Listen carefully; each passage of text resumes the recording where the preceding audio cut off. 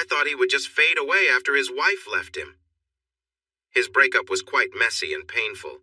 It was mostly her doing, and it really took a toll on him. She left him for a banker and tried to take everything in their divorce. She brought all the papers, saying it was fair and just needed his signature. Benny was quiet, but people thought he didn't have much to say because he didn't talk a lot.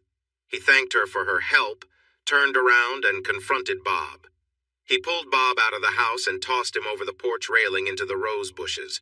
When his soon-to-be ex-wife complained, he tossed her in too. Then he decided to make things worse and soaked them both with water.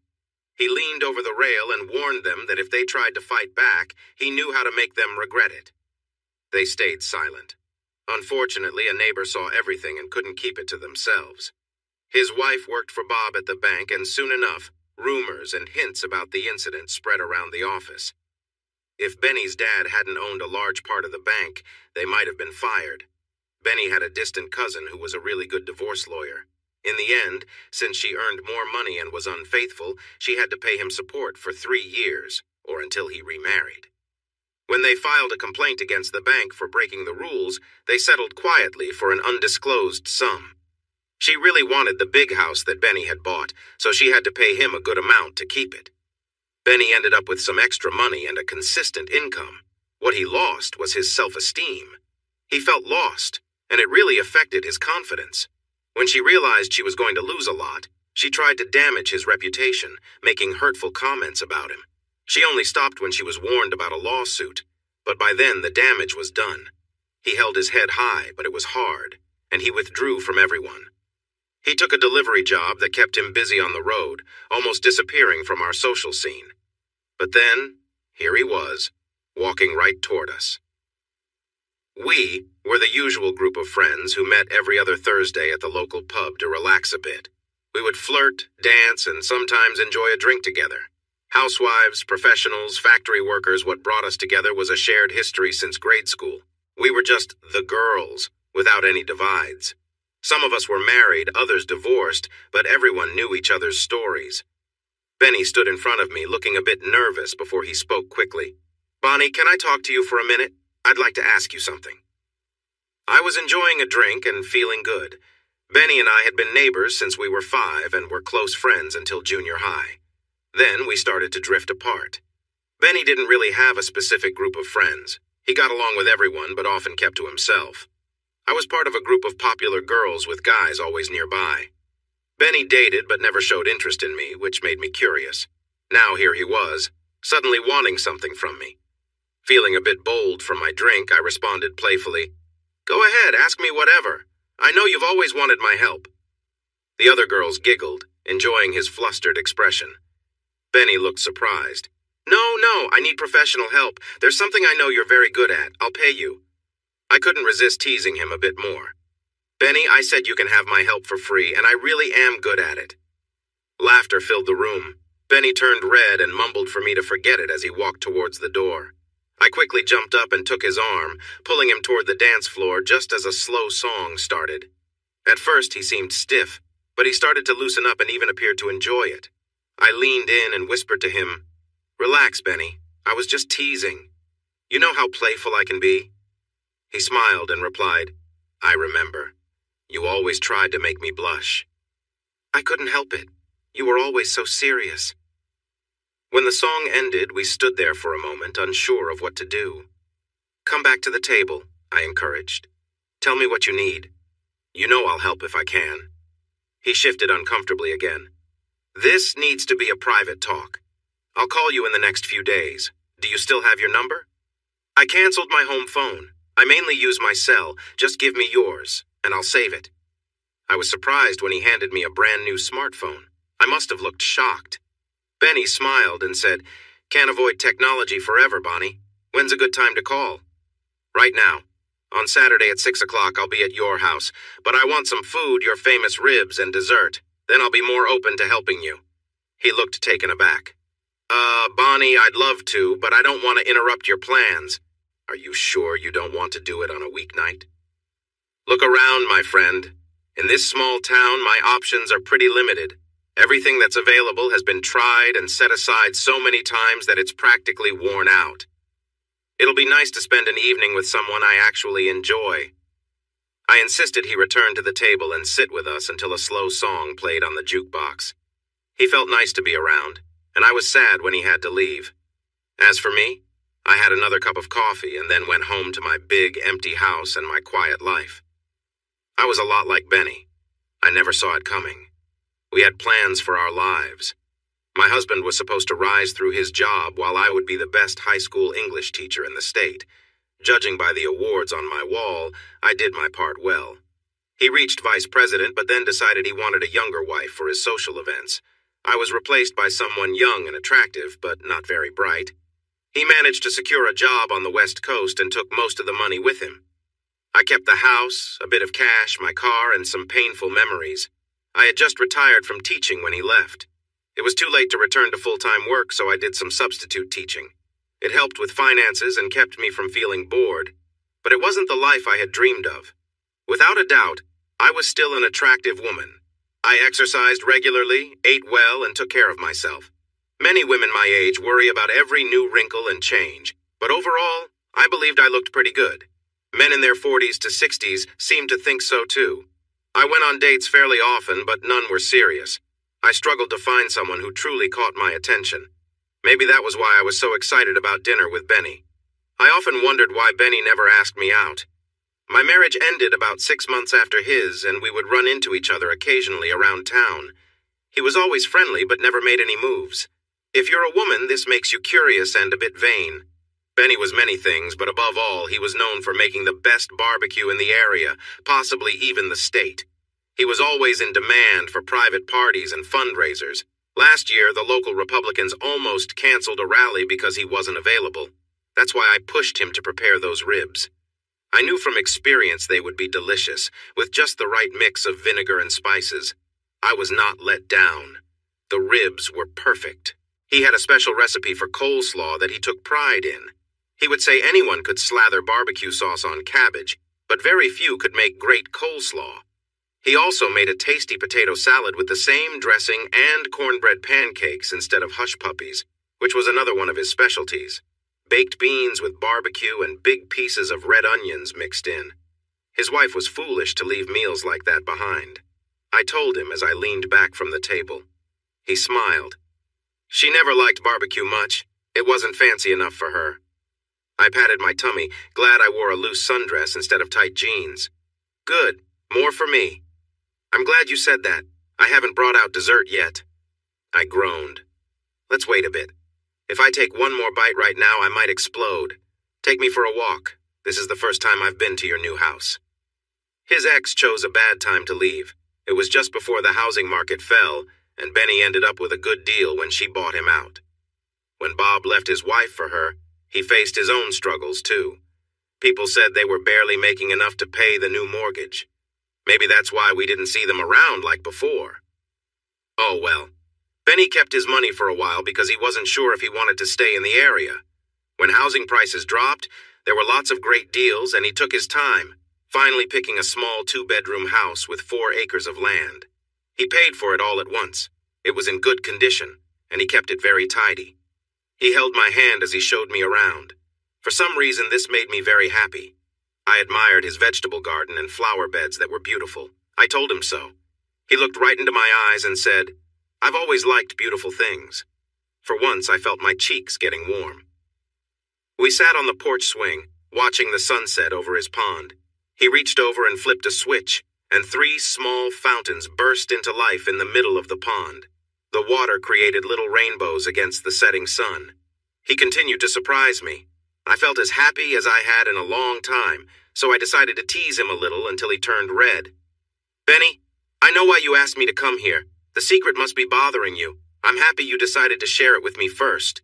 But it's pretty obvious to anyone who spends time with you." He really turned bright red. "What do you mean, What have they been saying?" Benny, everyone knows you don't like NASCAR, professional wrestling, or basketball. We all secretly know you're a fan of a different kind of sport. Just admit it, you'll feel better. You're probably a hockey fan."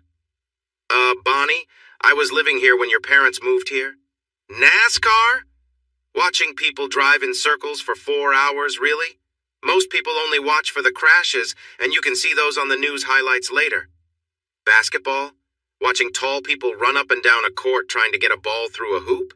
The only reason anyone watches that is to bet. And wrestling? If you enjoy watching guys in tight clothing act in ways that would get them in trouble outside of a ring, you might want to reconsider what you value. It feels like a soap opera taken to an extreme. As for hockey, guys skating around hitting a tiny puck and each other with sticks, I'll never get it. Now, imagine if you could put wrestlers in race cars, have them drive a few laps, play a game of hoops, and then let the winners wrestle with basketball players. Add some special effects, a last-minute shot, maybe a crash or two, and a bit of banter. That would be fun.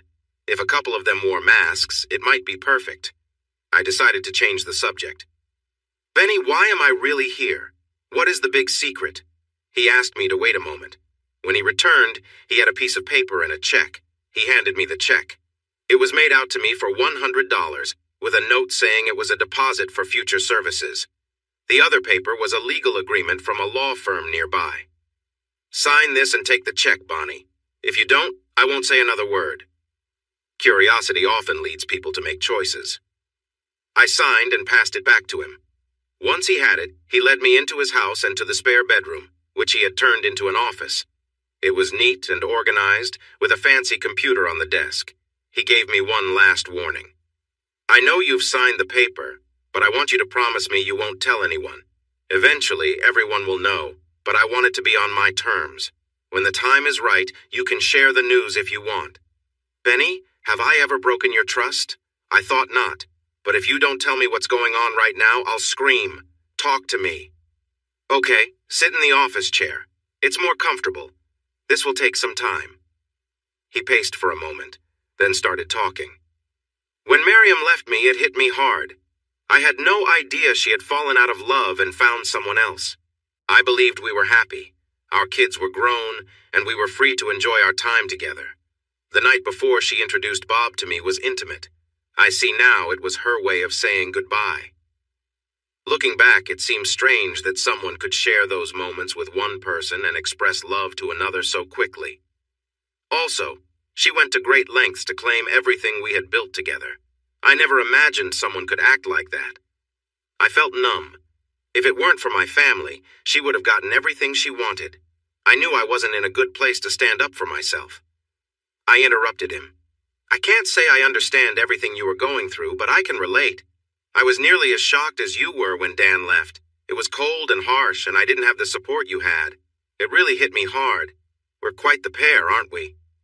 I tried to smile even though I was teary. He surprised me by coming over and giving me a gentle hug. I'm sorry, Bonnie. I know it was tough. I hope we're both doing better now. That said, at that time, I was a real mess. My old boss faced a similar situation. He urged me to get help and even connected me with his counselor. It truly helped me. In fact, it has led me to where I am today. My therapist encouraged me to write down my thoughts so we could discuss them during our sessions. I filled up about 30 notebooks. It was helpful, but I discovered something. I loved to write. She praised my writing style and advised me to pursue it, mainly to aid my healing. So I took a creative writing class at the community college. I started writing a lot. I bet I didn't turn on the television for 6 months. I almost hurt my wrist from it until I bought a computer and learned how to use it. At first, I wrote just for my own fun. Then I wanted to share my work for feedback and see if people were interested. Since I didn't want anyone nearby to know, I turned to the internet. There are amazing websites for writers out there. And I received feedback. People seemed to really like my writing. One person suggested that many of my stories were about my ex-wife and the pain I felt, and advised me to try a site called Literotica. Have you heard of it? I felt uneasy, but hoped he wouldn't notice my discomfort and said I hadn't heard of it. It's a site for all types of stories, from science fiction and fantasy to romance and more.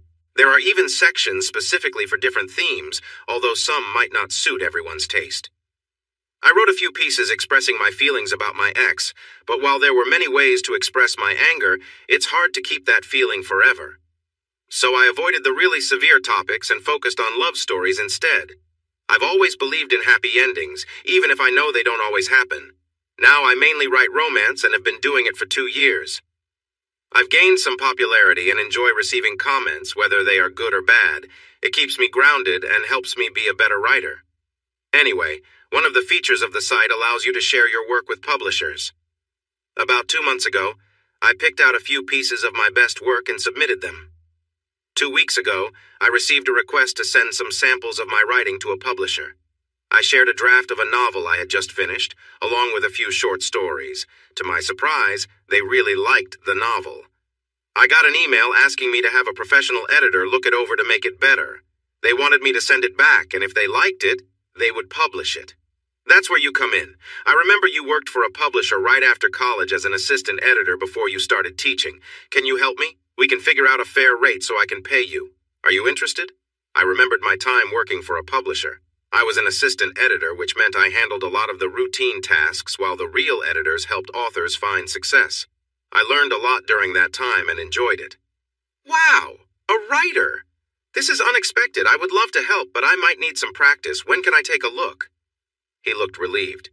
As soon as you'd like. I can pull it up now if that works for you. I'd like to see some of your older work first to understand how you've grown as a writer. Is that okay? Of course, let me find it for you. He opened his page on a writing site. I was surprised to see over 30 stories, a few poems, and 2 novellas. Get comfortable and take your time. I'll wash the dishes and make coffee. Let me know when you want a break. He leaned over and thanked me. Thanks, that really means a lot. My cheek felt warm after that.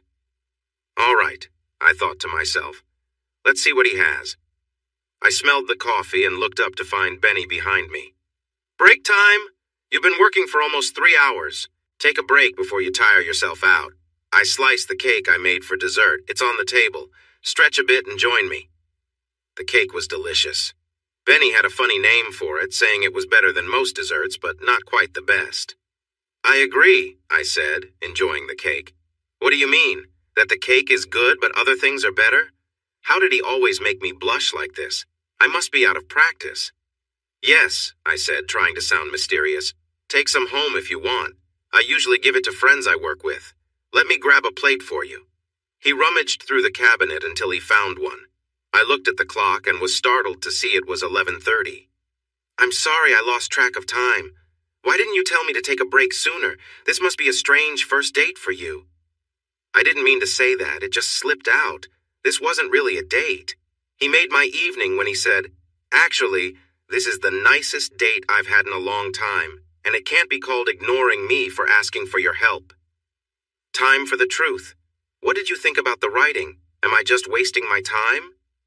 Definitely not. I can see how much you've improved, especially since what I read was done in just 18 months. When can I see the novel? Any time after tonight. It's almost midnight and I don't like the idea of you driving home so late. Call me tomorrow and we can plan our next meeting.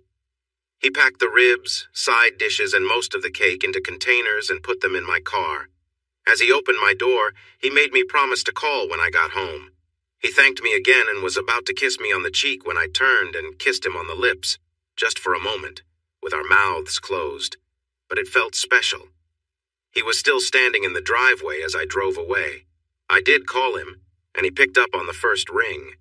We chatted about random things for a few minutes before he made me promise to call tomorrow to set up our next meeting. I went to bed smiling for a change. On Sunday, I went to church, and all my friends noticed my smile. What's up? Hilda asked after the service. To quote my grandpa, you're grinning like a mule eating briars. Hot date last night? My smile grew bigger. Well, sort of. I don't think it was meant to be a date, but it sure felt like one by the end. Who was it? Where did he take you? Did you get cozy? Sarah was married and quite inquisitive, enjoying our stories about dating. A lady doesn't share everything, especially on church steps. Let's just say we didn't go anywhere but his house, and I was there until midnight. If you want to know more, come by my place and I'll cook you lunch. Sarah had to go home to her husband, but Hilda came right over. Benny had given me enough food for 5 people, and I knew if it stayed, I would finish it all. I would enjoy it, but my body would not. She came in, took a big whiff, and exclaimed, Benny Henson, before laughing. So you're the one who finally got him to cook. Was he good? Did he put up a fight? He must really like you to do that. I've never heard of him cooking for anyone else. Come on, tell me more. I wanted to keep her curious for as long as possible. "Eat first, talk later," she sighed. "All right, but remember I'm the guest here. If the ribs come out uneven, I get the extra one. If I find out you held back on me, I might just take my fork to you." We ate heartily. I tried to ignore how full I felt. After all, it's wasteful to leave food, right? Hilda was complaining about being stuffed when I brought out the cake. She paused for a moment before taking a large slice and said she didn't want to be rude to her host, so she would eat it just to be polite. When she asked for a second slice of cake, I raised an eyebrow at her. The first slice was to be polite, and the second one shows you like it. So we both enjoyed another slice, promising to exercise more at the gym over the next 2 weeks. Once we finished eating and stacked the dishes, we flopped onto the couch. Hilda smiled at me. "All right, tell me everything. I'm too full to make you spill it, but I might just sit on your chest until you talk." "Please don't do that. Remember when he came into the bar the other night? He needed my advice, but it wasn't anything romantic. I kind of asked him to cook dinner for me in return. We started as friends, but he held my hand for a while and I got a few nice kisses. It made me feel young again. I really enjoyed it." She sat up, clearly curious.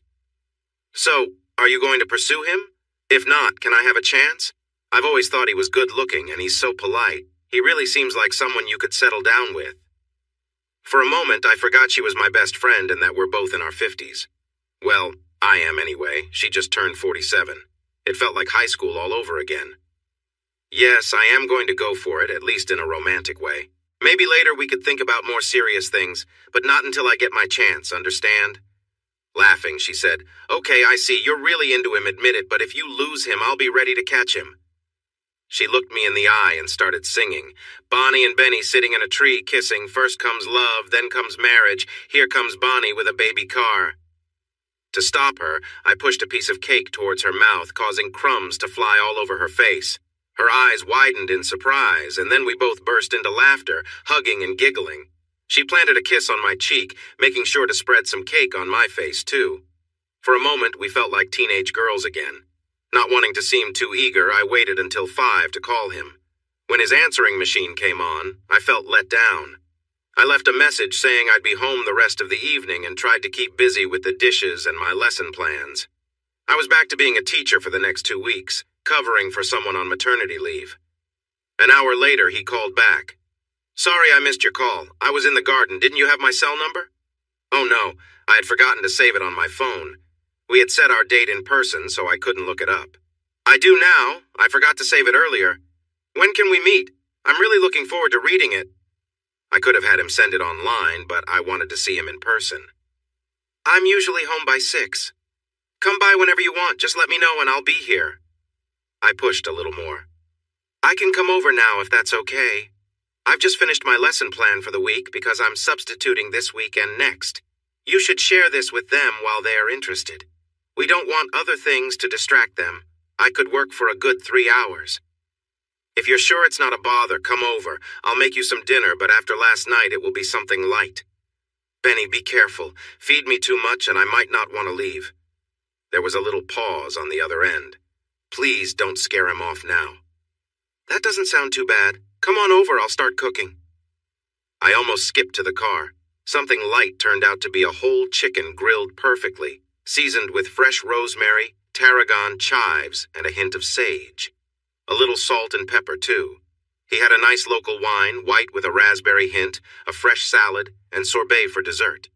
We enjoyed our meal on his deck, and I could get used to this. "Please tell me you don't always eat like this," I said after finishing my sorbet. "No, usually it's just a sandwich. I enjoy cooking, though. I used to do it a lot before Miriam left. Cooking for one feels empty." He suddenly got quiet, lost in thought. I gave his arm a gentle rub. Like I said before, more for me. It's her loss, and I bet she misses it. I'm sure Bob can't cook. He probably doesn't even know how to use an oven. A small smile appeared on his face, and I had an idea. "You know, we haven't settled on my fee yet. I'll put in the contract that every time I visit, you have to feed me. A sandwich is fine sometimes, and I might want to go out occasionally, but meals like this should be the usual. Deal?" I extended my hand, and he looked at it for a moment before taking it. Instead of shaking it, he brought it to his lips and kissed it lightly. "Deal," he replied softly. I wasn't sure what to say, so I let the moment hang. Eventually, I reminded him that if I didn't start working soon, I wouldn't get anything done. He shifted back to his work self and guided me into his office. All my passwords are on the desk at 7:30 now. Work for an hour, then take a break. I want you to stay focused. Coffee when you take a break? Okay, see you in an hour. He gave me a little push and gently closed the door. I started reading and lost myself in the material. The hour flew by quickly. He tapped lightly on the door, letting me know the coffee was ready. He had it waiting on the table when I came out. After a few sips, I looked up and asked him, "Reading something romantic?" He looked down, his cheeks a little red. Then he smiled. "Everyone has a pen name. I chose this one because it's often used for simple romance stories. Plus, it keeps my identity a secret. I only shared my age and where I live. You know, many of my readers think I'm a woman." After reading the first 3 chapters, I think the same. You aren't just a secret guy from up north. You're really a secret woman from up north. I would guess you're pretty open-minded, too. Do you keep things neat? I've thought about it. Seems nice when someone shows kindness. Can you tell me? He turned a shade of purple. With a frustrated grunt, he left the room. It took me a few minutes to stop laughing. I found him sitting on the swing in the front yard. I sat down and rested my head on his shoulder. "Please don't be upset. I'm just teasing like I always have. I wouldn't say anything like that around anyone else." He sighed, and I snuggled closer, not wanting to miss this moment. His arm went around me, and I closed my eyes, enjoying it. "Can you forgive me?" I said in a sweet voice. A small smile I adored came back to his face. "You know I could never stay mad at you." "Great! How about a friendly kiss?" I knew I was pushing it a little, but to my surprise, he leaned down and gave me a gentle kiss that felt like it lasted a long time, even if it was probably just a moment. We women know when to push and when to step back, so I decided to pull back a bit and let him think. I sat up straight on the bench. Did I notice a hint of disappointment? I hoped so. Back to business. The first 3 chapters are really good. There are a few small issues with the flow and dialogue, but overall it's great. I need to print it out so I can read and make notes. Is that okay with you? Just make sure you're the only person who sees it, and keep track of your hours so I can pay you. This is mostly a work relationship after all. Mostly? I liked how that sounded. Okay, I need to go. I have classes to teach in the morning, and if I don't get enough rest, it's hard to stay focused. Shaping young minds and all that. I'll be back Wednesday afternoon to go over what I've done, all right? He agreed and walked me to the car after we finished printing his work. Of course, I was carrying leftovers, and just before I got into my car, he handed me a set of keys. "Here, these are the spare keys to the house. Sometimes I run late on Wednesdays. This way you can work whether I'm here or not. See you then." After that, I got another nice kiss and a warm hug. Progress. As I drove away, I realized I wanted Benny Henson, and I was determined to make it happen. Spending so much time alone in the last few years, I had begun talking to myself out loud. "You don't know it yet, Benny, but you're mine now. I'm like quicksand, and you won't even see it until it's too late. You're already in up to your knees. I'm going to take you on a journey, and you're going to enjoy it." A car drove up behind me, and for a moment I caught a glimpse of myself in the rearview mirror. My smile was wild, and I liked it. This was the start of our mix of work and a budding relationship. I would visit him on Wednesday afternoons, most Saturdays, and Sunday evenings. When he was home, I often fought the urge just to be with him. It felt like he took forever to call me to dinner. And the dinners were amazing. He seemed determined to make them special. There were Cuban pulled pork sandwiches with sweet fruit salsa, perfectly grilled steaks with roasted tomatoes and eggplant topped with melted cheese and fresh herbs, fried chicken served with green beans and sweet corn, spicy meatloaf with creamy mashed potatoes, and a flavorful roast. The desserts were delightful too. He made coconut cake with fresh coconut, pecan, apple, and chocolate pies, banana pudding, and a mix of strawberry, blackberry, and blueberry desserts. Once he discovered my love for chocolate, he really went all out. He created a chocolate overload dessert with his special recipe. It included a rich chocolate cake, real chocolate pudding, poured over the warm cake to soak in and blend perfectly, all topped with chocolate chips after it cooled. I gained a few extra pounds in just 3 weeks. After stepping on the scale, I had to tell him to tone it down a bit. You need to stop feeding me so much, I might end up looking like a barbecue. He listened and adjusted. He started making lighter meals like fresh salads, grilled chicken, and fish, served in smaller portions. We made it a routine to take walks after dinner, and I would often sneak my hand into his. He never pulled away. I enjoyed a whole week of quiet time, and without Benny knowing, I focused on the book we were working on together. The story was coming together nicely, a feel-good romance that readers would love. Some parts were a bit lengthy, and I wasn't sure about the direction in the middle, but overall it was good. He took most of my suggestions, though a few changes he wouldn't accept. I managed to cut it down from a massive 165,000 words to 120,000 by removing unnecessary parts and streamlining the dialogue. It wasn't perfect, but it was a good effort. We celebrated a bit when we sent it off with a couple of glasses of wine. I felt a mix of emotions because now I had no reason to keep visiting his house. Thanks, Benny. I had a great time working on this. It's too bad it's finished. I really hope it gets published and does well. He made my day when he replied, Finished? What makes you think it's over? If they publish this and it gets a good response, they will want another one fast. I'm already working on the next one, so you need to start editing now so we can keep up. Come on, let's go print what I've got so far. His next story was meant for older readers, and I felt my cheeks heat up at a few parts. I wondered if he could really do some of the things he wrote about.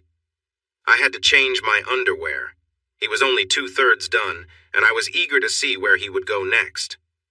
I had a few ideas for how I wanted it to end, and he listened carefully, then asked me lots of questions about my choices. He wrote 2 different endings, but decided to start fresh with something new that worked much better. It took 4 months for him to finish and for me to edit. I thought it was much better than his first book. He sent it off to his publisher. They replied with an offer for him to write 3 more books over the next year and a half. He was thrilled. You couldn't find his books in libraries. It was very hard to get a print deal without a good agent and a lot of luck and skill. He wrote ebooks instead, which you could easily download. They were quick reads and not very expensive. His first book, after 7 months, had only made about $7,000, and he had to pay taxes on that. I encouraged him not to feel discouraged, and he just laughed. If I was in it for the money, I would have quit before I even started. This is as much for me as the readers. If I make a little money from it, great, and if I make a lot, even better. Us? What us? I could only hope for more. I took his hand. Great! We're having too much fun to stop now, but all work and no play makes for a dull time. Time to take a break, Benny. We're going to the pub tomorrow to have some drinks with my friends. They think I'm making up the time we spend together. And on Saturday, you're taking me to see the latest Nicholas Sparks movie. You can call it research if you want, but I'm calling it fun. And you have to buy me popcorn and candy. I plan to enjoy myself and have a good time. I watched him closely as I shared my little speech that I had practiced for a week, hoping for a positive response. He looked a bit surprised at first, but soon he smiled, trying not to grin too widely, I thought. You're right. Time to stop hiding like we're in trouble. Let's do this properly. Wear a nice dress and I'll get my best suit cleaned. He looked pleased when he picked me up. I had spent 6 hours deciding what to wear, so I wasn't sure if it was just throwing my outfit together. I chose a dress that I loved but had never worn in public because I thought it might be too bold for my age. I had bought it on a whim and never had the chance to wear it out. It had a deep neckline, and while I wasn't very busty, I still liked how I looked in it. I wore a special bra I had never used before, and it made me feel confident. It felt a bit strange, but nice.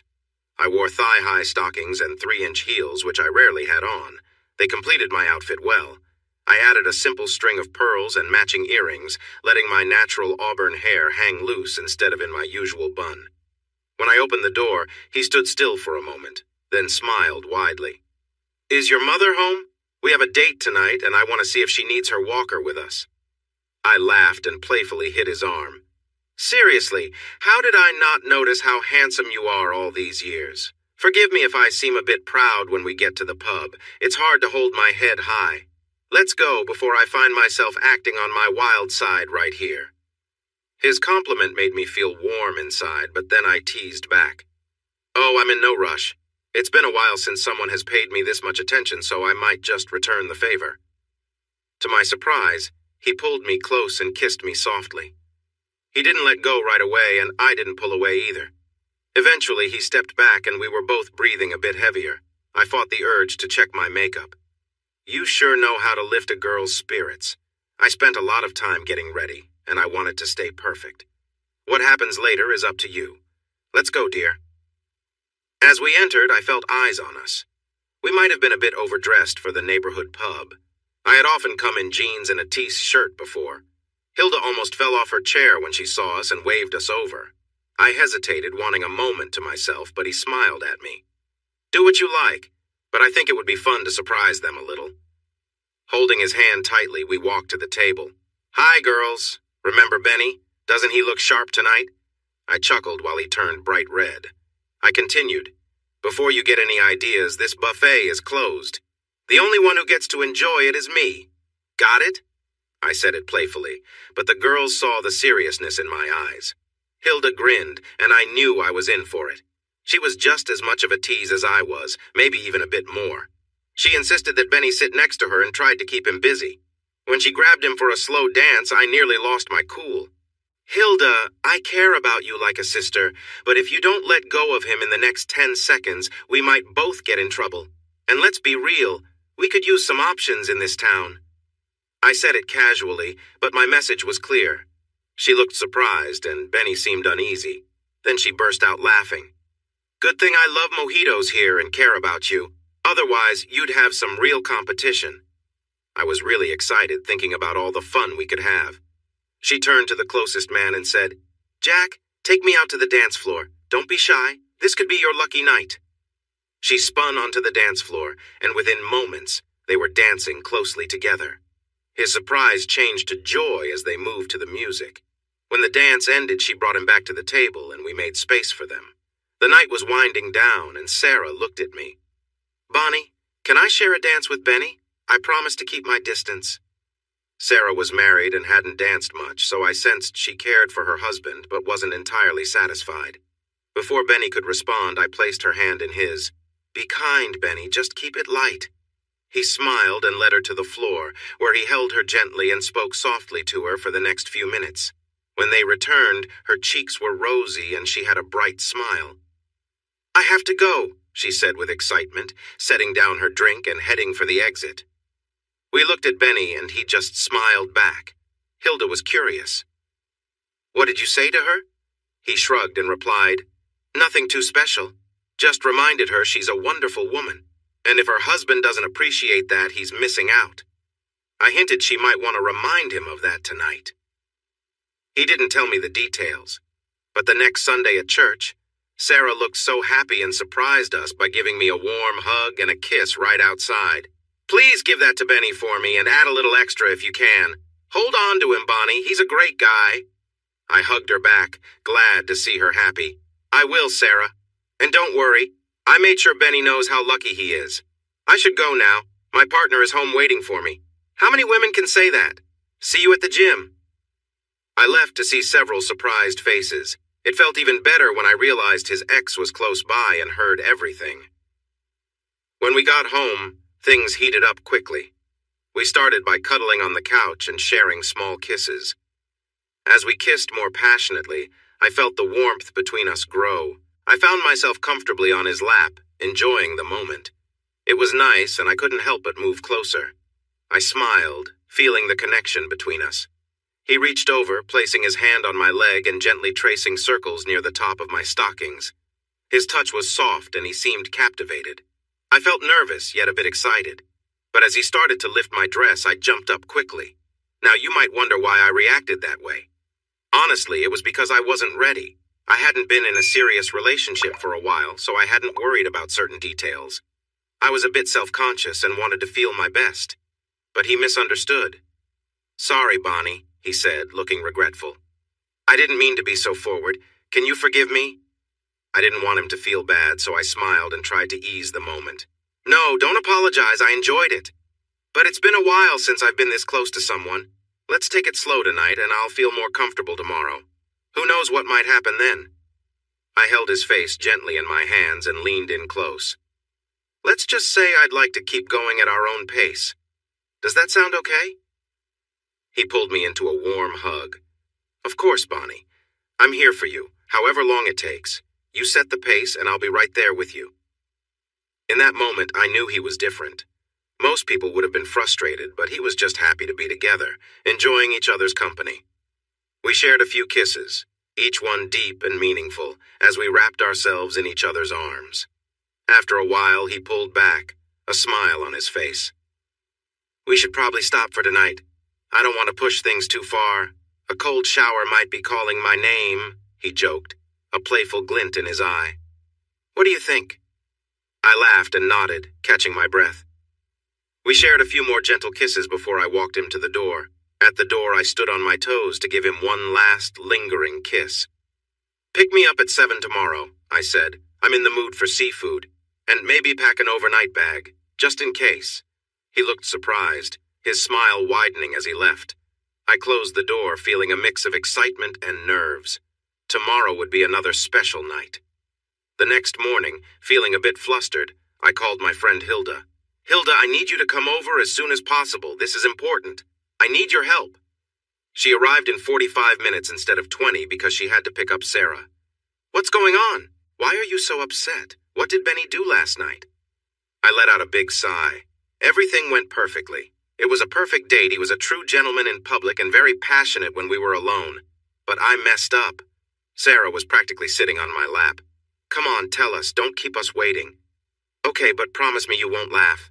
This is really embarrassing for me. Promise. I looked at them until they agreed.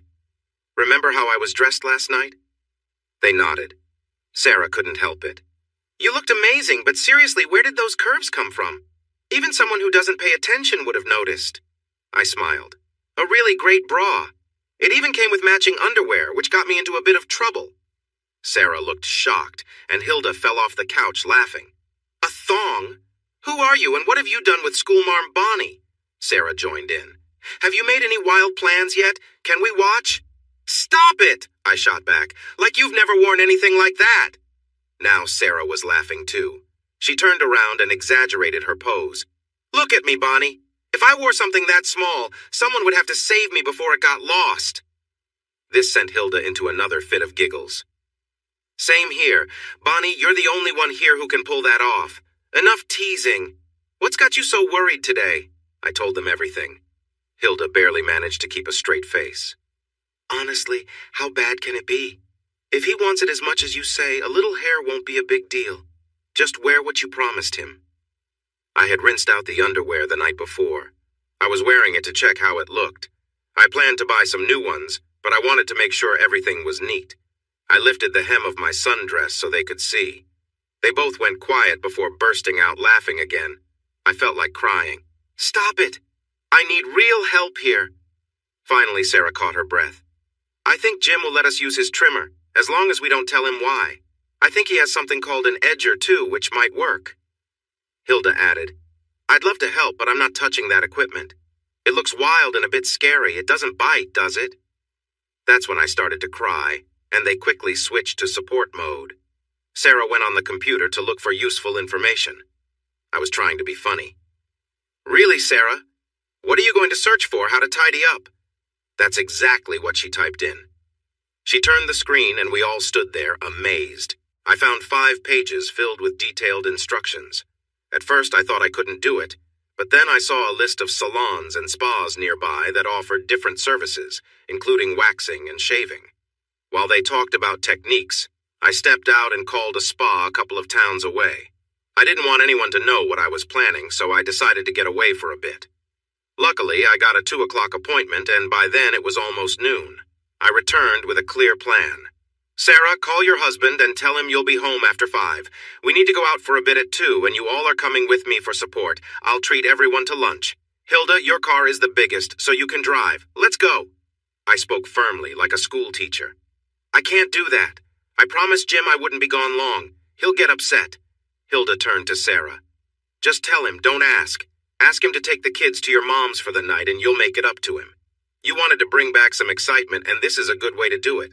A little mystery keeps things interesting. Sarah called him and was surprised when he not only agreed but seemed happy about it. We enjoyed lunch and I paid for it all, saying it was my treat. Once we arrived at the spa, we were all impressed. The receptionist welcomed us for our appointments. We enjoyed manicures and pedicures, which was a first for Sarah. She hesitated over the nail polish colors, but finally picked a simple red. "No," Hilda and I said in unison. "You promised him a special night. It's time to be a little adventurous," we encouraged her. She chose a light lavender with a white star on each toe and finger. It looked beautiful. Hilda selected zebra stripes, while I went for pale pink with a small black exclamation point. Finally, it was time. 3 new staff members took us to different rooms. The girls were curious about what was happening. Each room had a special chair, and I heard Sarah scream. It was a strange experience for me. The staff member used electric trimmers to carefully shave me, changing the towel underneath when she finished. She placed warm, damp towels on me, explaining that it would soften the hair and make it easier to shave. While she worked, I felt a mix of emotions. After finishing, she applied lotion to my skin, ensuring every area was covered. "This will help avoid irritation," she said with a friendly smile. Then she held up a mirror so I could see her work. I was left feeling fresh and smooth. The feeling I got when I put on my new clothes was surprisingly nice. When I came out, the girls were waiting for me. They didn't say a word while I paid the bill and left good tips for everyone who helped us. As soon as we got into the car and drove onto the highway, they burst out. "You didn't tell us. We had no idea you were planning this," Sarah said, laughing. I just grinned. "Did you think I'd go through this alone? Now spill, did you two go all in?" Sarah blushed and nodded while Hilda chuckled. "You both went for it? Well, not me. I still have a bit of hair left," she said with a smirk. I raised an eyebrow. "How much?" She looked pleased. "The lady helping me was quite skilled. She even showed me some designs.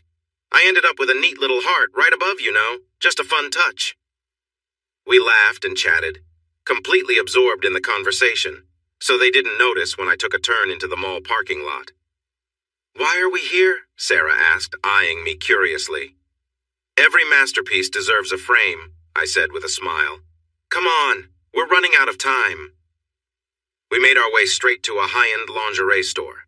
I picked out a couple of matching bra and panty sets, along with some extra pieces like a garter belt and different colored stockings. Hilda went for similar items. Sarah looked at the prices and sighed. "I can't afford this kind of stuff. I'm a stay-at-home mom on a budget. Besides, I'd look silly in these." I gave her a serious look. "Today's on me. If you don't pick something, Hilda and I will pick for you." While she protested, we pulled the sales assistant aside for advice. She suggested a corset or maybe a bustier to shape her figure and add a little extra flair. We finally chose a purple bustier with both full and half-cup options, along with built-in garters. It gave her a lovely shape, accentuating her figure. We also convinced her to try it on and get a matching set of stockings. Before we knew it, it was almost 5 o'clock, so we called our partners to let them know we'd be going out together and made plans to stop by each house to gather some things. At Sarah's, she didn't come out right away, so we went to check on her. She was sharing a warm goodbye with her husband. They both seemed caught up in the moment, smiling and laughing. Hilda cleared her throat, smirking. "Maybe we should grab some water to cool them down so we can make it in time." They quickly pulled apart, both blushing and grinning. Sarah gave her husband one last kiss. "See you soon," she said with a smile. After that, we had to hurry.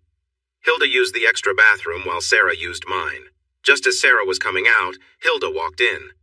We were both wrapped in towels. Hilda had a playful smile. "I'll show you my secret if you show me yours." She let her towel fall. She did have a small tattoo shaped like a heart, and it was colored blonde. She usually had dark hair. I looked into her eyes. "I've heard blondes have more fun." I just smiled and let my towel fall too. After a moment, Sarah dropped hers. "Wow, I didn't know you had a birthmark," was all I managed before she quickly grabbed her towel again. When I finished my shower, they were doing their makeup.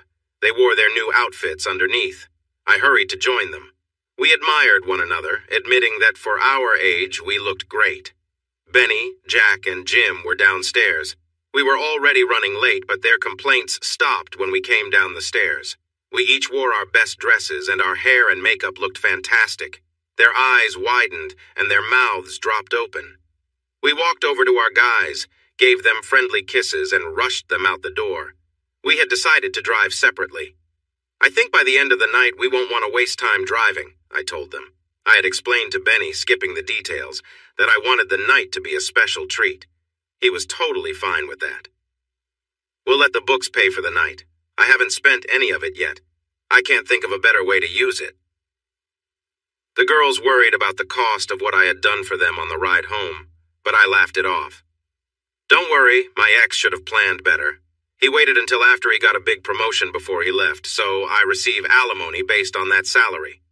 Plus, the little side project I have with Benny has given me some extra money. It's all good. I can't think of a better way to spend it. Benny had gathered with the other guys to plan some surprises for the night. We went to the biggest city nearby to a nice seafood restaurant. I ordered lobster, my favorite. We enjoyed our food, loving every bite. After we finished, Benny surprised me by driving to the Sheraton Inn. He looked over with a grin. Did you think the night was over? The lounge has a band that plays music we like, and you can drink as much as you want within reason. I've booked rooms for all three of us so we don't have to drive. I almost hugged him tightly when we got out of the car. Thanks a lot. I'll make sure you enjoy it. We linked arms as we walked into the lounge, playfully swaying as we moved. The guys followed behind, clearly impressed. Once we settled at our table, Benny headed to the bar to speak with the club manager.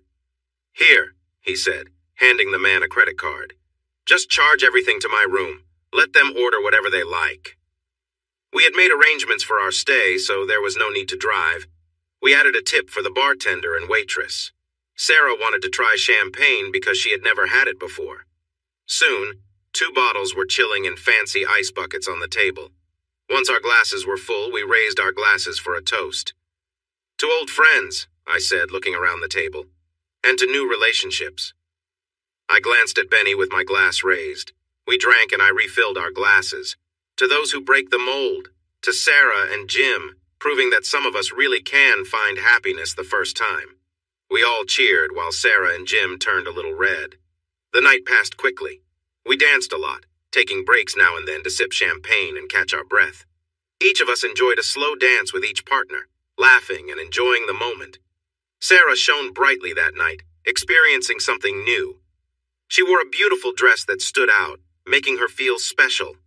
Now and then she would adjust her outfit, showing just enough to get noticed.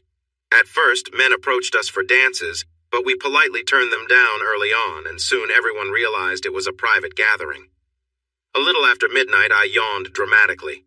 Come on, I said, gently pulling Benny's hand. It's time to rest. He almost helped me out of the lounge, with the rest of our group following closely behind. We girls shared hugs and encouraging words while the guys exchanged smiles. As we entered our room, we were caught up in the moment, sharing a kiss.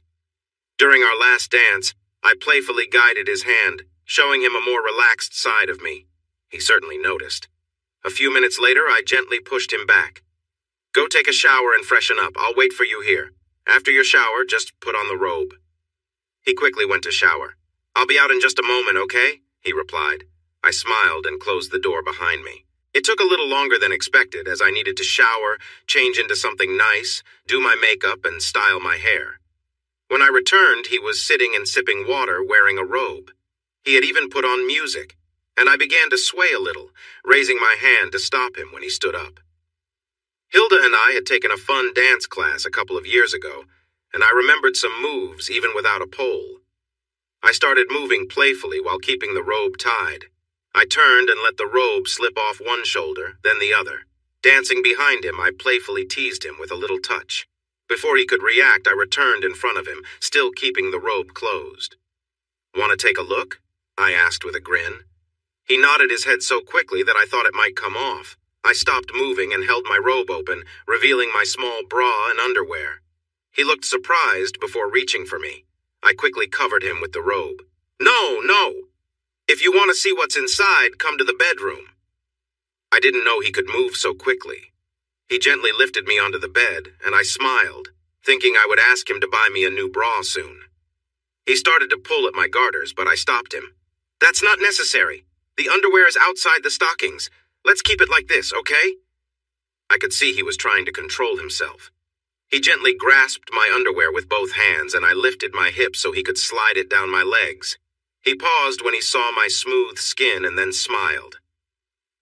"You once said you were curious about this." Before I knew it, he was leaning down, kissing softly. It felt wonderful, much better than I remembered from long ago. My previous partner did not enjoy this, so it had been almost 30 years since someone had made me feel this way.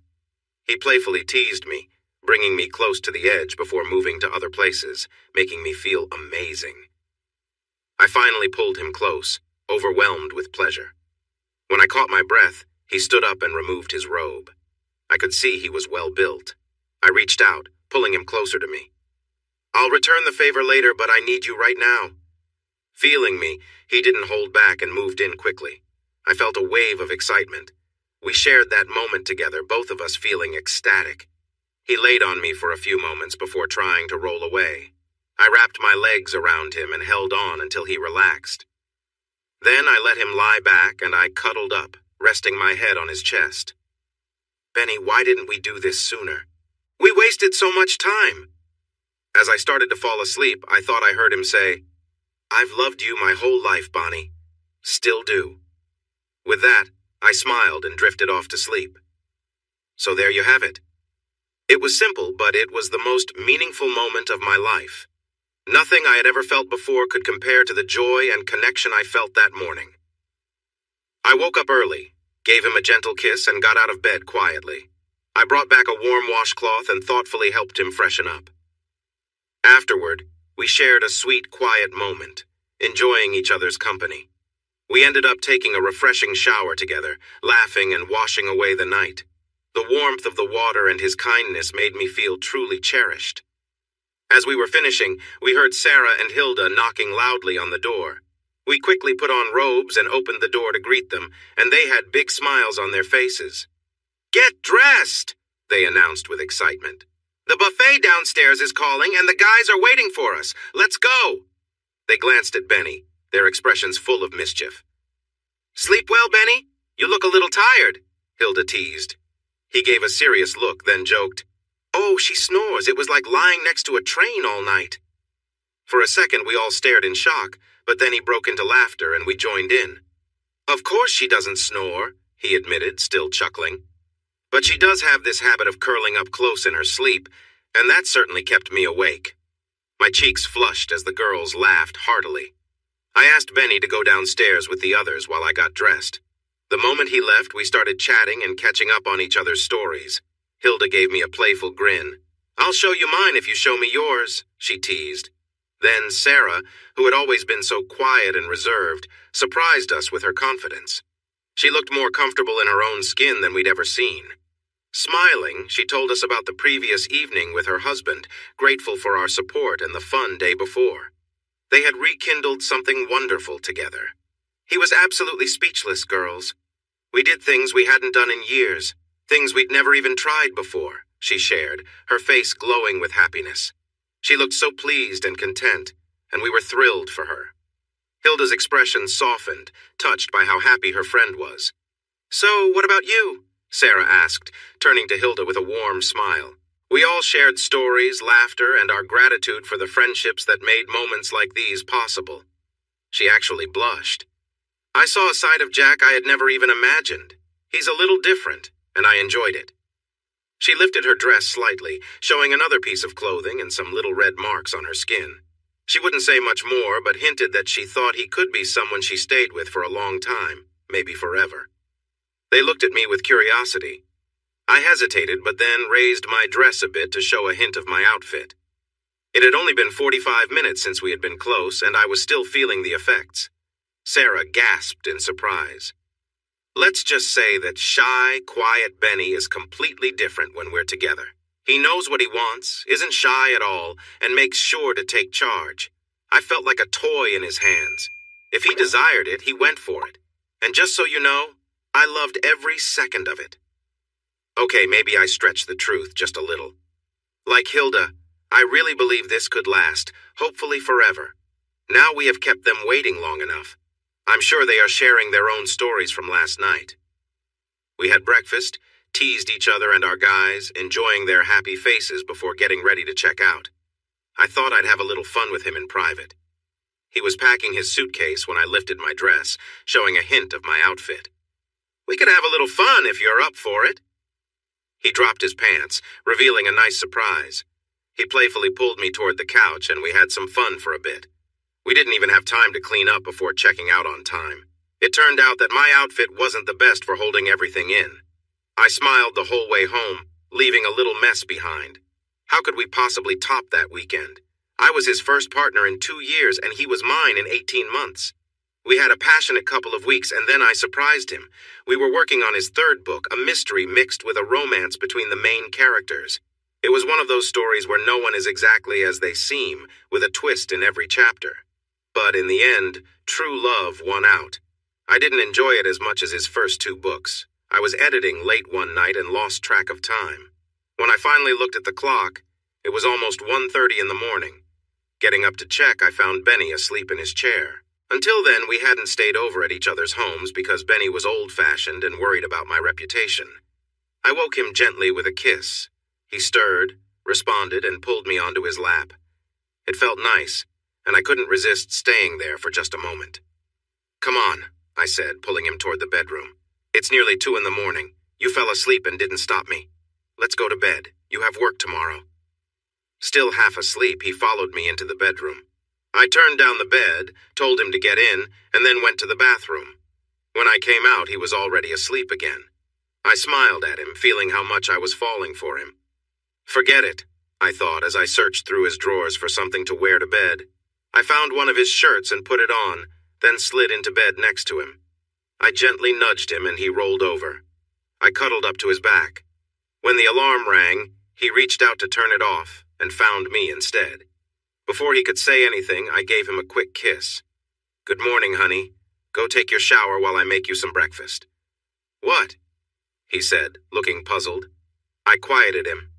"I'll explain at breakfast. Time to get up," I said, pulling down the covers. He shuffled off to the shower while I headed to the kitchen. When he came in, I had his coffee ready and was finishing his cheese omelet. He enjoyed his meal and praised me for the food. "You need to go grocery shopping. You're out of eggs and cheese, or if you want, I can make a list and pick some up this afternoon." "Huh? You're not really a morning person, are you, Benny? We need some food, and I'm happy to help. As for staying the night, that's on you. You fell asleep in your chair, and I lost track of time working. It was almost 2 in the morning when I decided it was safer to stay for the night.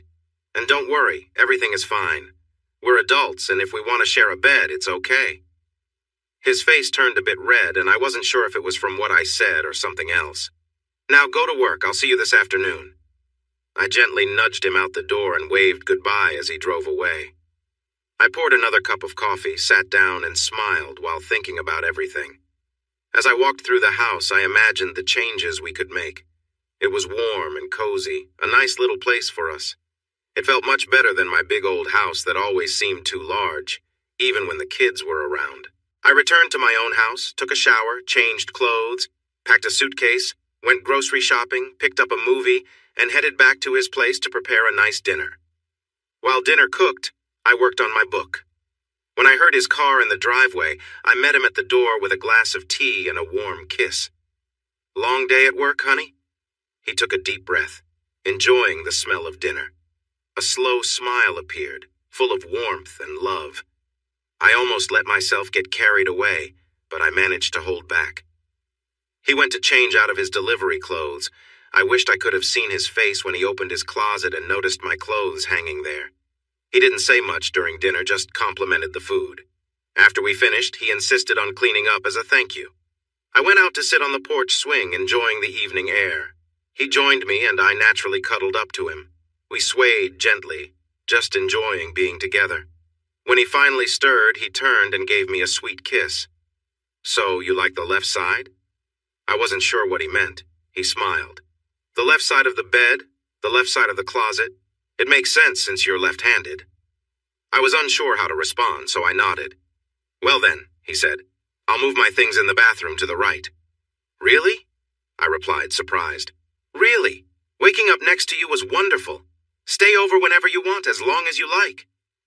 "That might be a very long time," I said seriously. He kissed me again. "That's fine by me." If I ever get tired of you in 20 or 30 years, I might reconsider. But remember, I'm an old-fashioned guy. Eventually, I'd like to make this more official." I couldn't help it. Tears filled my eyes. Then I kissed him again. I went back and forth between hugging him and kissing him for almost an hour. Benny, being understanding, just held me close and kissed me back.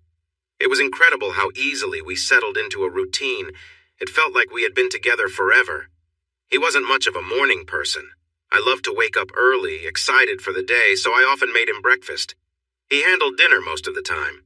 I told him he didn't have to, but I learned that cooking for me was his way of showing love, so I enjoyed it quietly. He was a much better cook than I could ever be.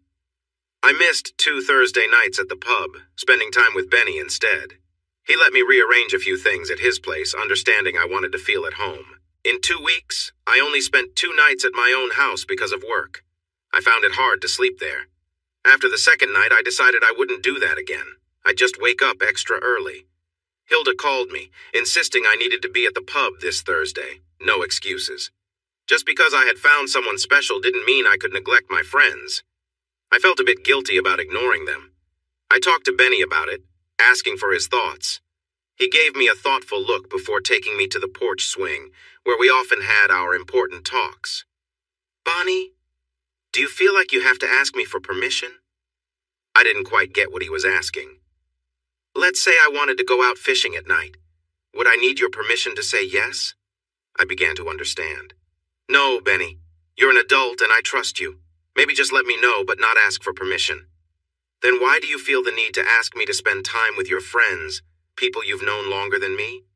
I think you're a very honorable person, and I would never want to control you. Spend time with your friends. I want you to be happy. Are you okay?" I looked at him, tears in my eyes, thinking about my jealous ex and how he wanted to control me. "I love you so much," I said suddenly, feeling uneasy. We had never openly shared our feelings before. We mostly expressed ourselves through actions. Instead of being surprised, he smiled, a happy and satisfied smile. "I love you too, dear. Now, go enjoy time with your friends. And remember to be nice and share. And wipe your tears, it's messing up your makeup." He gave me a big kiss and went back into the house. I couldn't help but cry anyway. When I arrived at the pub, Hilda and Sarah rushed me into the bathroom. "Did you two argue?" I shared what had happened between us, and we all needed to fix our makeup after that. We settled down with a couple of drinks and caught up with each other. Sarah was excited to share news about her love life. "It feels like we're young again. I've lost 6 pounds. I could even recommend my exercise routine to anyone whose relationship needs a spark. If he doesn't make the first move, I do. It's not always about romance, but we share a lot of affection. A big part of what keeps us close is he likes me to stay neat, so I let him help me. Every few days after the kids are asleep, we take some time for personal care. By the time he finishes, I feel so connected that I can't resist him. I've become quite vocal, which he enjoys, and I've already gone through 2 pillows. She was blushing deeply but smiling all the while. Hilda joined in. When Sarah told me about Jim helping her, I suggested Jack do the same. The only issue is he wants to help every day. After he gave me razor burn a couple of times, I suggested every few days instead. It works much better for us. Are you two living together yet? I asked, as I didn't know Jack that well and was a bit worried for her. No, but we have a lot of good times together. He wants me to meet his kids. What if they don't like me? It could ruin everything. Sweetie, if it gets serious and it seems like it might, you'll have to meet them eventually. I don't think it's a problem. He's been divorced for 4 years and his kids are what, 12 and 11? They can handle this and you had nothing to do with the divorce. You'll be okay. Besides, she was the one who cheated, not him. Part of her worry was due to her never having children. Both her husbands had left her after finding out she couldn't have kids, even though she had told her second husband at the start. She wanted to adopt, and at first he agreed, but later changed his mind. 10 months after that, he moved in with someone from his office who was 4 months pregnant when he left Hilda. I felt someone watching me and turned to see Mariam, his ex, and her new husband. I didn't remember seeing them here before, so I asked about it. Bob, the pub owner, is trying to get a loan to expand and improve the place. He was working with the bank, and they sent him to check things out. Bob treated them very well, and they loved it, Hilda explained. Then she shivered a bit. He's nice when she's around, but when he comes alone, he's different. One dance with any woman is enough. No one wants to dance with him again. Just before I left, I saw Miriam in the restroom. She smiled a little before talking. Benny? Seriously? You have a master's degree and he barely finished high school? I felt upset for a moment, but then calmed down. Yes, Benny, it matters more what's in his heart, not just his mind. He is the most caring person I've ever met. You remember all those sweet things he used to do? He still does them for me, and I love it. Tell me, when was the last time your husband cooked something nice for you? Or held your hand on the porch swing, just enjoying the moment? And the little surprises? I showed him a bird feeder I liked, and he went into his workshop for a couple of days. He came out with the most amazing bird feeder I've ever seen. It looked like a little gazebo, 2 levels, made of cedar. It was so lovely that I almost didn't want to use it. She flinched, as if I had hurt her. I sensed she was regretting her choice a bit. Before she could respond, I spoke again. I need to thank you, Miriam. Your choice worked out well for both of us. You have your high-powered husband, and I have Benny. If anyone else wants him, they will have to take him from me. I'll never let him go. I turned to leave, but couldn't help throwing in one last comment. Even without a fancy education, you'd be surprised at how much he understands. He has a depth you didn't see. I almost spilled about his writing, but caught myself in time. Let her discover that for herself. When I got home, he was already in bed, nearly asleep. He cuddled close and asked if I had fun. I kissed him several times and said I had a great time. I reminded him to ask me tomorrow afternoon about the 3-day rotation. I explained it to him the next evening after dinner. Think of it as a way to connect, dear. I can still picture his smile when I close my eyes. Oh, we will connect, but only after the grooming every time. For the most part, he was right. Of course, our work on his books slowed down. We were taking too many breaks together. Still, we finished the next one before the deadline and worked hard on the last one of his contract. Sales were rising, and he was starting to earn a nice extra income. That year, we held Thanksgiving dinner at my house. It was the first time all our kids were together. I thought it would be awkward, and it was for a little while. My 2 daughters and their husbands have 4 kids in total. He has 3 sons, 2 of whom are married with children, and the youngest is still single. I had taught his kids in high school, and since they already knew each other, everyone relaxed and enjoyed the meal right away. Benny and I spent 2 days cooking, mostly desserts, and he deep-fried 2 turkeys because we had a lot of guests. 1 turkey just wouldn't be enough. It turned out to be a wonderful meal. All our kids lived in different towns, mostly because of jobs. They were happy to hear they didn't need to find a hotel since we had plenty of space. My house has 4 bedrooms and a finished basement. The married couples got a room each. His youngest took the fold-out couch, and 3 of the kids slept on air mattresses. They all thought it was a fun adventure. We ended up bringing the 4 girls, aged 7 to 9, to our home for a slumber party. We set up air mattresses for them and got them comfortable quickly. They insisted they would stay up late, but by 10:30, the last one had fallen asleep.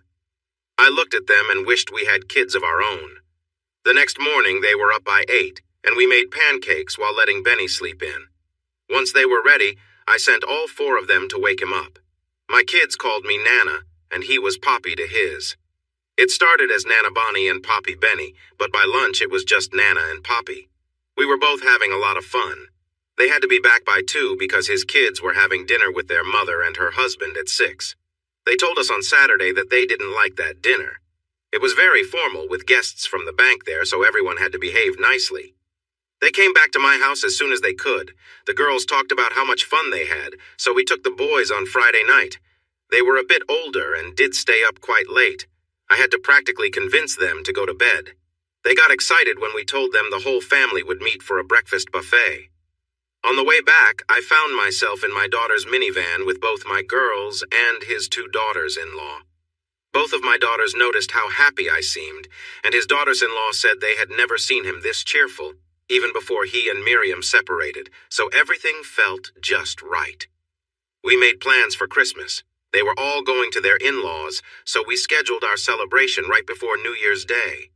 I loved Christmas, especially when the kids were younger. Now, instead of 2 girls, I had 4 along with 3 boys to shop for. It was wonderful. We worked with the parents to make sure we didn't pick the same gifts or step on each other's toes. But in the end, I couldn't help but get carried away. The Christmas tree looked very full after we wrapped all the presents. This year, we were all feeling more relaxed. I took all the girls, including my granddaughters, to church with me. It was a chance for them to wear the new dresses I had bought for them. What happened next might have been funny if it weren't so tense. I almost had a fight with Miriam on the church steps. I held one of my granddaughters in each hand, one from me and one from her, even though by now we thought of them as both ours. Miriam went pale when she spotted us. She tried to calm down and came over, expecting her granddaughters to follow her. Angie, the youngest, held onto my hand tightly and refused to go. To keep the peace, I let her other granddaughter and one of mine go with Miriam. "I don't want anything to do with your girls," she shouted. "I want mine, and I will take them." Before things got worse, the moms stepped in. They didn't seem to like Miriam very much.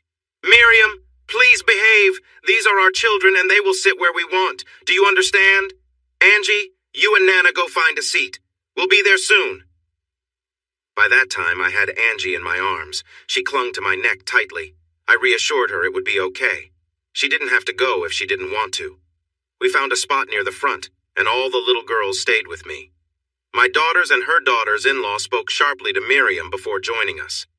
I knew it was not very kind, but I felt a small sense of victory for the way she had treated the man I loved.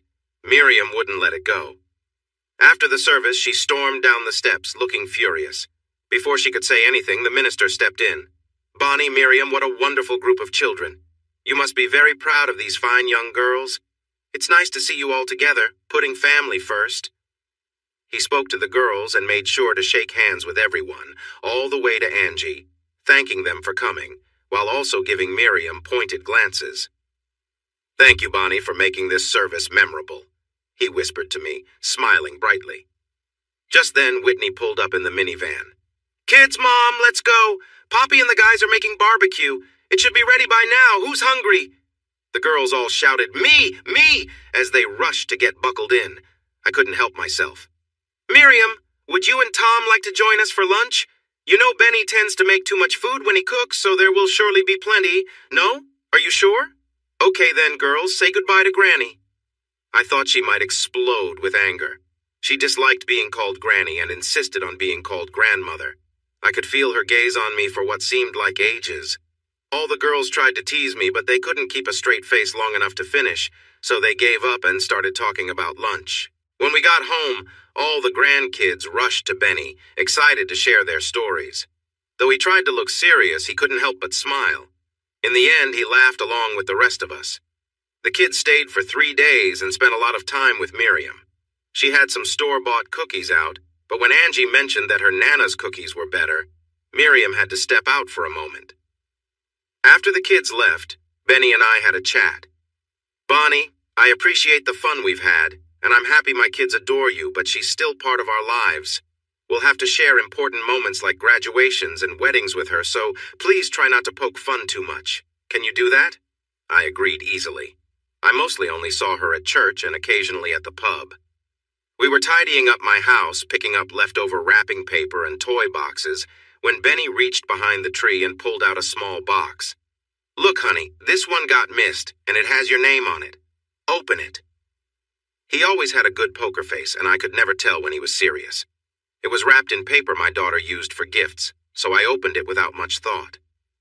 I stared at it in surprise before looking up at him, my eyes filled with tears. "Do you like it? If you don't, feel free to choose something else. It's the thought that matters. I told you I wanted to make this official, and now seemed like the right moment. Please say something." Inside was a ring with one of the largest diamonds I had ever seen. I couldn't find the words, so I just hugged him and cried for a while before pulling back. We were sitting on the couch, and I took his hands in mine. By then the ring was on my finger, and there was no way I was taking it off, but I wanted to hear him ask. "Before I say yes, you have to ask me properly." He got down on one knee. Without any fancy words or long speeches, he simply took my hand. "Bonnie, love of my life, will you marry me?" "Of course I will, you wonderful man." And we shared a sweet kiss, filled with love. "Why didn't you ask while the kids were here?" I asked. Because this is a special moment just for us. I want everyone to know, but I wanted it to be just between us first. Are you disappointed? No, but you can bet I'll be calling everyone for about 2 hours. And that's exactly what I did, starting with my daughters and their husbands, then his sons, and their wives. By the end of the second call, everyone was calling me Mom. It was hard to talk through my tears. I decided to wait until Thursday night to share the news with Hilda and Bonnie. Even then, I didn't say much, just used a lot of hand gestures. Sarah noticed it before Hilda did. "Oh my gosh!" she yelled, grabbing my left hand and putting it near Hilda's face. They both screamed and hugged each other tightly as they fell onto the floor, crying for about 5 minutes. Hilda called Jack, Sarah called Jim, and I called Benny, asking them to come over right away. To celebrate, I bought drinks for everyone. I saw Miriam and her husband, so I asked the waitress to put their drinks on my tab for the rest of the night. After all, I said to the others, they're part of why I'm so happy. Miriam was going to refuse, but her husband, being practical, thanked me and started drinking heavily. As he drank more, he stumbled over and asked me to dance. I agreed, though reluctantly, while Miriam looked annoyed. When he got too close to me, I lost my patience, gave him a hard slap, and returned to my table. Everyone saw it, and many laughed. Miriam looked very embarrassed. Benny arrived soon after, and of course, people filled him in on what happened. I'll never forget his shocked expression. He marched straight to their table. By this point, he was quite drunk and hard to understand, but I think he got the message when he pulled the guy closer by his tie. "If you touch her again, I'll make you regret it. Do you hear me?" The man, feeling bold from his drinks, slurred, "What's wrong, little man? Afraid I'll take her too? She almost wanted it. Watch your back. I might just try it for fun." I doubt anyone realized he'd just been slapped until the sound echoed in the club, followed by another slap when he swung back. "Are you really asking for trouble? One more word, and I swear you'll wish you hadn't. Don't ever touch her or come near her again, got it?" He still held the man by his tie, their faces just inches apart. I could see panic in his eyes. Bob, the owner, stepped in to break it up. He calmly spoke to Benny. "Benny, let it be. He won't bother anyone in my club again, I promise. Maybe you should take Bonnie home. Come back next week and I'll buy your first drink." Then he turned to Tom. "Tom, I need a favor, but not this way. Miriam, I'm sorry, but you need to take your husband home. You're always welcome, but he's not coming back. Give Bonnie and Benny a few minutes, then you should leave too." Miriam's face showed clear signs of shame as she took her drunk husband out of the club. It was very quiet on the way home. When we were almost there, I began to say sorry. "Why are you apologizing? Did you lead him on, giving him hints that you were interested?" I was shocked he thought that, and I told him so. He just grunted in response. "Do you really think I don't know that?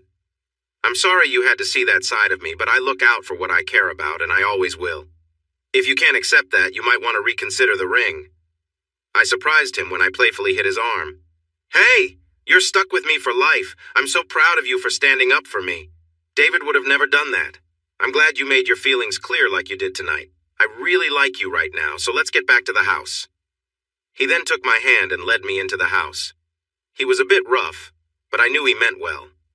Once inside, we laughed and enjoyed each other's company. We shared tender moments filled with joy and excitement. "Let's take this to the bedroom," he said, and I smiled at him.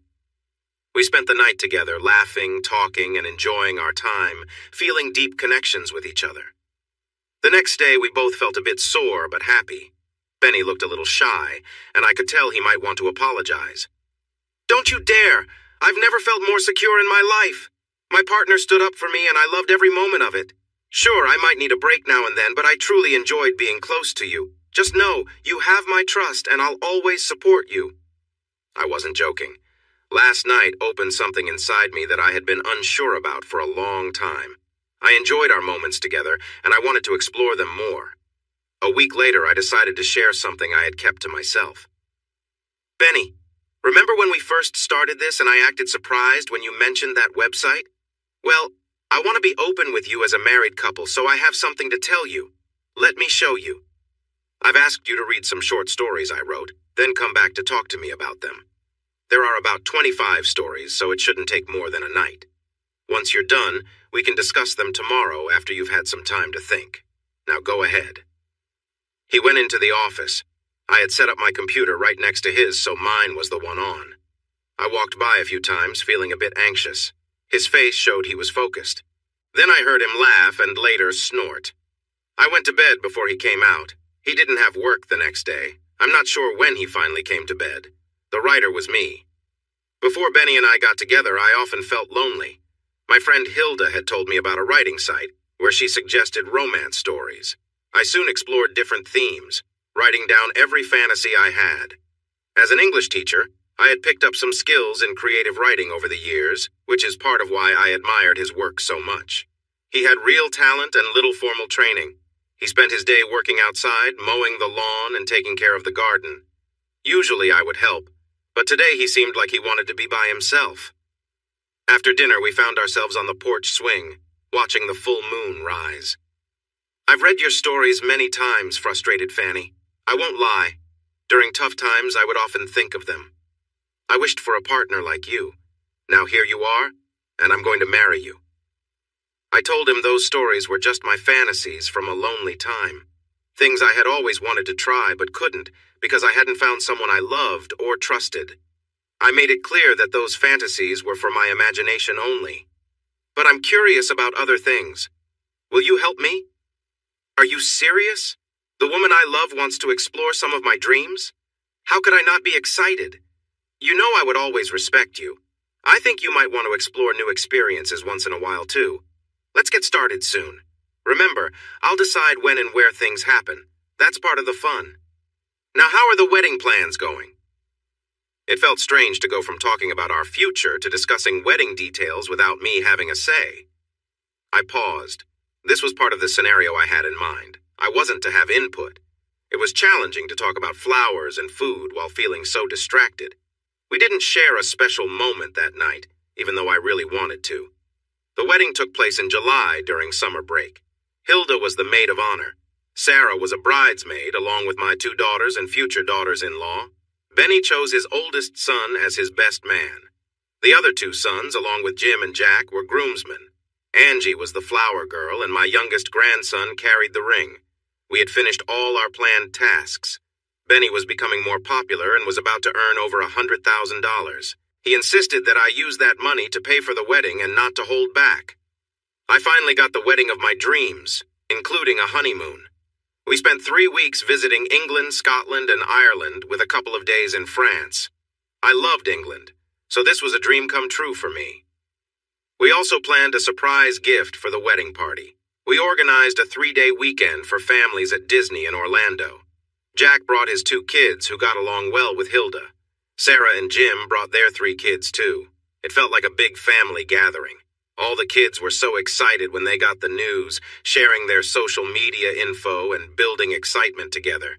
We arranged for a babysitter for Saturday night so that the parents could enjoy a nice evening out. It seemed like everyone in town attended. We held the wedding outside at our house in the evening, decorated with lovely lights, and the pond in the background created beautiful rainbows that seemed to dance with our joy. The only ones absent were Miriam and Tom, despite our invites, along with David. My ex did send a nice gift, likely out of gratitude for finishing 2 years of support payments. I heard that his marriage to another woman had ended, but at least he learned from our experience and had a contract in place. People are still talking about the reception. I might have gone a bit overboard as drinks were flowing, food was enjoyed, and everyone had a great time. We made sure some teenage girls came to help take the kids home to bed. In a heartfelt moment that brought tears to my eyes, Benny and I sat together, and all the kids lined up to give us kisses. The boys thanked Benny with a handshake, looking serious, while the girls kissed him. I still get emotional whenever I watch that part on the wedding video. Before leaving, Jack surprised Hilda by proposing. She broke into tears as his kids cheered and hugged her. They had become close over the months, and when they got married, the kids wanted to live with them. I will never forget when Hilda lit up, sharing the good news about great report cards they'd received. Sarah and I hugged her when she realized the significance of that moment. Once the kids went home, the parents had their fun. No one got into fights or awkward situations, but there were some embarrassing moments that would be remembered for a long time. I later found out that Miriam had parked down the street and watched our wedding through binoculars. Always careful about money, she was curious about where our expenses were coming from. The honeymoon was everything I wanted. We visited many tourist sites and dined at small pubs that tourists usually didn't go to. Most of the locals welcomed us, and we quickly learned how strong their beers could be. I think he liked Scotland the most, while I was fond of Ireland. We were lucky enough to see the Book of Kells. Not the entire book, of course, just the page they had on display that day, which changed daily. We also saw the Blarney Stone, which Benny claimed every writer should visit. The weekend in Orlando was wonderful. I shared photos with my family on my laptop. The kids were thrilled, especially at Disney. The girls dressed up as princesses, while the boys went for a Harry Potter style. The adults' night was special, too. Benny's youngest came with a woman and introduced her as our future daughter-in-law. One of my daughters and one of his sons announced that our family would grow with 2 new additions by Christmas, and we ended the night on a happy note. Finally, we were back home. Benny quit his job, and I added him to my insurance since I was a retired teacher. He hadn't signed a new book deal yet, even though the publisher was eager, saying he wanted a break. He was still writing quietly, something he wouldn't let me read. "This might be my best work yet, honey. I want it almost finished before you see it. Please, just trust me." Like I had much of a choice. 2 weeks before we got married, I received a letter in the mail. After sharing my deepest thoughts, I figured nothing would come of it and accepted that my thoughts would stay fantasies. As I opened the letter, a handwritten note fell out. It was from Benny. "Dear Bonnie, I've been thinking a lot about our talk. If we go ahead with this, it won't be as Bonnie, wife of Benny. It will be as Plum, serving as your partner. I can't treat a wife the same way I would treat Plum, because her needs are not the same. She is here to support me. This is your only chance to say no. If you want to say no, just say no when I get home this afternoon. If yes, don't say anything. Just have dinner ready. You know I love your butterfly pork chops. If you agree, I will share more details later. I've thought it over. A leader shouldn't discuss everything with their partner, just give directions. So writing letters seems best. I know you've noticed I haven't been close to you for a few days." The anticipation was intentional, building up my excitement. "Either way you decide, it won't change how much I care about you," he said kindly. I was feeling both thrilled and a bit nervous, realizing the time I had planned to make a nice dinner but hadn't yet gotten all the ingredients. Quickly I headed to the market, knowing I wanted the evening to be special. When he walked in and smelled the meal cooking, he smiled. He didn't make a big fuss, but simply mentioned how delicious it was, which was all the acknowledgement I needed. That night, he offered me warmth and comfort, and we both drifted into a peaceful sleep afterward. Though I was still full of energy, I managed to settle down, feeling content. The next morning, I found a note waiting for me on the dining room table. "Plum, some packages will arrive for you today. Please don't open them yet. Lay them out neatly on the table and we'll look through them together later. There will also be a letter with instructions. Follow them carefully. Yours." Curious, I spent most of the day watching for the delivery truck, and finally in the afternoon it arrived. I received the packages, arranging them neatly on the table, resisting the urge to peek inside. Once everything was in place, I opened the letter to find his instructions. It asked me to be ready for the evening, dressed in a simple outfit that he appreciated, with attention to detail in how I prepared myself. There was a pink box with a small, thoughtful gift inside, adding a touch of fun and surprise to the evening. When he arrived, everything was set as he'd requested, and his warm smile showed me he appreciated the effort. We shared a quiet, joyful evening, each of us fully present in the moment, enjoying the closeness and joy of each other's company. As we ended the evening, the feeling of connection and respect between us left me filled with gratitude and peace. He stepped back, set down a timer, and gave me instructions. "When the timer rings, close the door and meet me in the dining room." I glanced down at the timer, set for a few minutes, and watched it closely. As soon as it buzzed, I quickly closed the door and headed to join him. In the dining room, Benny had placed a beautiful, polished wooden trunk he had crafted himself. It was lined with soft velvet, and its purpose became clear as we began opening some packages together. "Come here," he said in a gentle tone.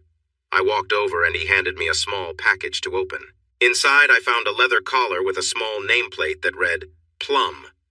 He fastened it around my neck carefully, making sure it was comfortable. We continued unpacking items, each carefully placed in the trunk. The collection was thoughtfully selected, each item simple yet meaningful to us. As we unwrapped everything, he reminded me to take care of the items with respect and attention. "Now go get your things," he said, referring to a few personal items he knew I kept stored. I went to gather them and returned, placing them on the table in front of him. "Good job," he said warmly, clearly pleased with my efforts. He took one of the items, examining it with interest. "Very nice," he commented, smiling, and placed it aside thoughtfully. With everything in place, we shared a quiet, peaceful moment, both appreciating the trust and warmth that had grown between us. The evening ended with a shared sense of understanding and respect, leaving me feeling truly valued and cared for. He dropped me onto the floor and told me to follow orders, or there would be consequences. I hurried to the chair on my knees. I sat and slowly slid one leg over the armrest, trying to impress him. I didn't need any extras. I worked hard for what felt like a long time before I finally let out a cry and fell back, feeling drained. I thought we were finished when he led me to the bed, but then I was surprised when he gently tied my arms and legs to the bedposts with soft restraints. He was affectionate, leaving me feeling happy and overwhelmed. After a while, I was asking for a break. He untied my legs and held on to them, giving me more of that delightful attention until I felt another wave of joy. He had been with me for hours, and I was exhausted.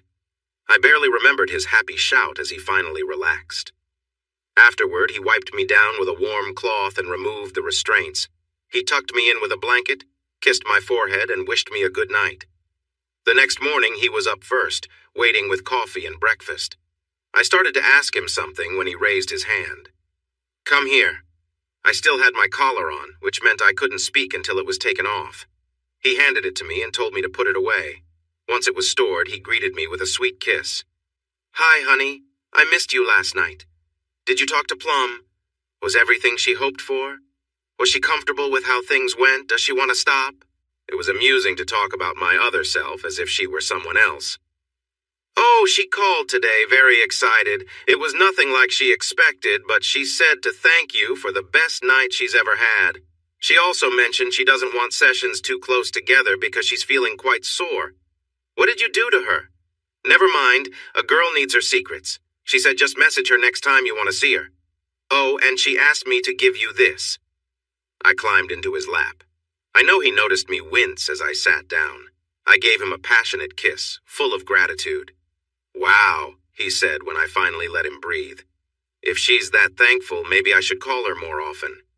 "Not too often, honey. It might take away the excitement. Besides, she already said she couldn't handle it on a regular basis. Now let's stop talking about her. It's making me a bit jealous. What would you like to do today? I hope it's nothing too active." He built me another bird feeder, so I picked a spot and he dug the hole and set it up. We were spending quite a bit on bird feed, but I loved seeing all the birds, and that happiness made him happy too. I just wish there were a way to love him even more. I decided to share our little adventure as a story, writing it down almost exactly as it had happened. It received a good rating. Benny read it and got so excited he spun me around in the office chair. 3 months after everything changed, he called me into his office. I finished the first draft. It's a bit long, so take your time reading it. Jack and Jim are coming over later. We plan to fish in the pond and maybe have a cookout next weekend. I love you. Don't wait up and try not to stay up too late. He kissed me and went to set up, getting the fishing gear, lanterns, coolers, and chairs ready. 3 hours later, I got up and went to the kitchen. He had left me a snack in the microwave. After I warmed it up and ate, I poured myself a drink and went out to the porch swing. I could see them by the light of the lantern, and I sometimes heard their laughter as they caught fish. I watched him, looking happy. It was truly the most powerful and moving thing I had ever read. I was only halfway through, and I was shocked to see I had used up a whole box of tissues. This was not just any book. It felt like a masterpiece, just like the best movies. I realized this would make him famous. He would never be just Benny to me again. The world would know him now. I couldn't bring myself to feel jealous. I only wished he would still be the same man I loved. Feeling tired, I went to bed. I don't know when he came in, but he slept in until 10 the next morning. I read another part of the book. I knew how it would end, but I still couldn't stop reading. The smell of coffee made me look up. He was standing by the door, sipping from his favorite cup. Well? I put my book down, cleaned up the tissues, and stood up. He entered and set his cup down. I hugged him tightly, feeling overwhelmed. Words can't explain it, dear. Where did this come from? I read an article last year about a girl who wanted the Make-A-Wish Foundation to help her. They were still talking about it when she passed away. It stuck with me and seemed like it had to come out. Do you think the publisher will like it? I pulled back to look at him. Benny, promise me one thing. Don't show it to anyone for a week. Can you do that for me? I have to go somewhere just for 3 days and you can't come with me. If you love me, please let me do this. He agreed without question. I wouldn't even tell him where I was headed. I took my oldest daughter with me for support. She lived halfway between my home and my destination, so it worked out perfectly. We stopped at her house and continued on together to New York City, one of the main publishing centers in the world. I called my friend and former boss. We kept in touch over the years, sending holiday cards and such. I had stayed with her when my marriage ended, and she had done the same when her partner didn't want to marry her after same-sex marriage became legal. Beth, thank you for taking my call. I know you're busy. Don't mention it, Bonnie. I'm always happy to hear from you. How's married life? I'm sorry I couldn't make it to the wedding. I really wanted to be there, but my work got in the way. When are you bringing him by so I can meet him? If everything goes well, it will be soon. Beth, I need a big favor from you, as a friend and a professional. Can you spare about 2 hours? I'd prefer it at your office. It will be worth your time. The sooner, the better. Okay. You have my attention. I'm a bit busy, but I can give you an hour on Tuesday morning around 10. That's the best I can do. I'll take it. And Beth, you won't regret it. I let Whitney read some of the manuscript the night before in our hotel room. We called room service for more tissues. This is what Poppy does? Why didn't you tell us? We all wondered about the money at the wedding. Your stepfather is a very private man. He likes to keep things as they are. You know, if this gets published, everything will change, right? I sighed. I know, but it's too valuable not to share. I spent a restless night, worried about my choice. Eventually, I fell asleep, feeling it was the right decision. The next morning, we went to Beth's office right on time. She was the picture of a successful businesswoman dressed perfectly in nice clothes, with her hair styled and a hint of tiredness around her eyes. She asked if we wanted coffee. I said yes, but we didn't have time to waste. I handed her the manuscript and I noticed her frown. Please, Beth, this is the only time I'll push us as friends. Please. She stared at me for a moment, then ordered coffee and snacks. We enjoyed coffee and bagels, watching her closely. At first, she frowned. In 5 minutes, she was focused, tuning out everything else.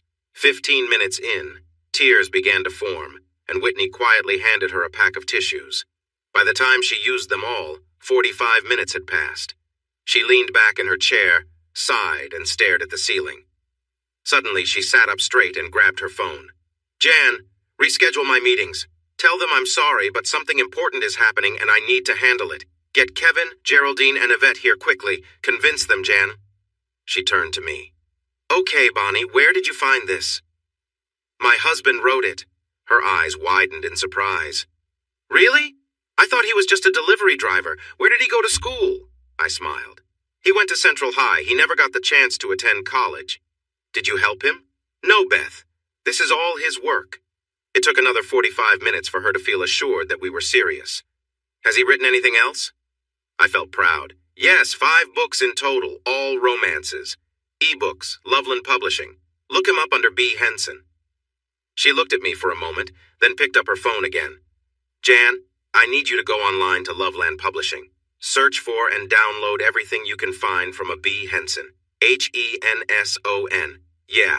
I want 6 of our readers to look at them and share their thoughts. I need it first thing tomorrow. Got it? Bye. Now the big question, Bonnie. Who else has he shared this with? No one. He doesn't know I'm showing it to you. How did you get it? Simple. I'm his wife. He knows I would never do anything to hurt him. She sighed. Before we go any further, he needs a manager and an entertainment lawyer. This story has blockbuster potential. It could make you both very wealthy. You know that, right? It was my turn to sigh. I know. I've been hoping every night that this doesn't change him too much. I don't think I could bear losing my gentle, loving husband. The 3 people she had asked for came in then. She sat them at the conference table and gave them half of the manuscript. We're going to lunch. Read this out loud, taking turns when your voice gets tired. We'll be back in 90 minutes. She turned to Whitney. I'm afraid you can't join us, dear. I need a guard. If any of these people try to leave with any part of that book, call me right away. Then have Jan notify security. Do you understand? Good. She turned to the others, holding the rest of the book. This is mine. Do I make myself clear? Don't even think about trying to take it. Just read and give me your thoughts when we return. Oh, and tell Jan to bring a fresh box of tissues. I know we went somewhere nice and expensive, but I doubt either of us could remember what we ate later. Beth stayed on the phone, scheduling agents and lawyers for us to interview. She finally hung up, took a few bites, drank half a bottle of water, and started talking to me. This could really boost my career, Bonnie. I already have a good reputation, but I've never brought a story as powerful as this to the public before. What I'm about to say is off the record.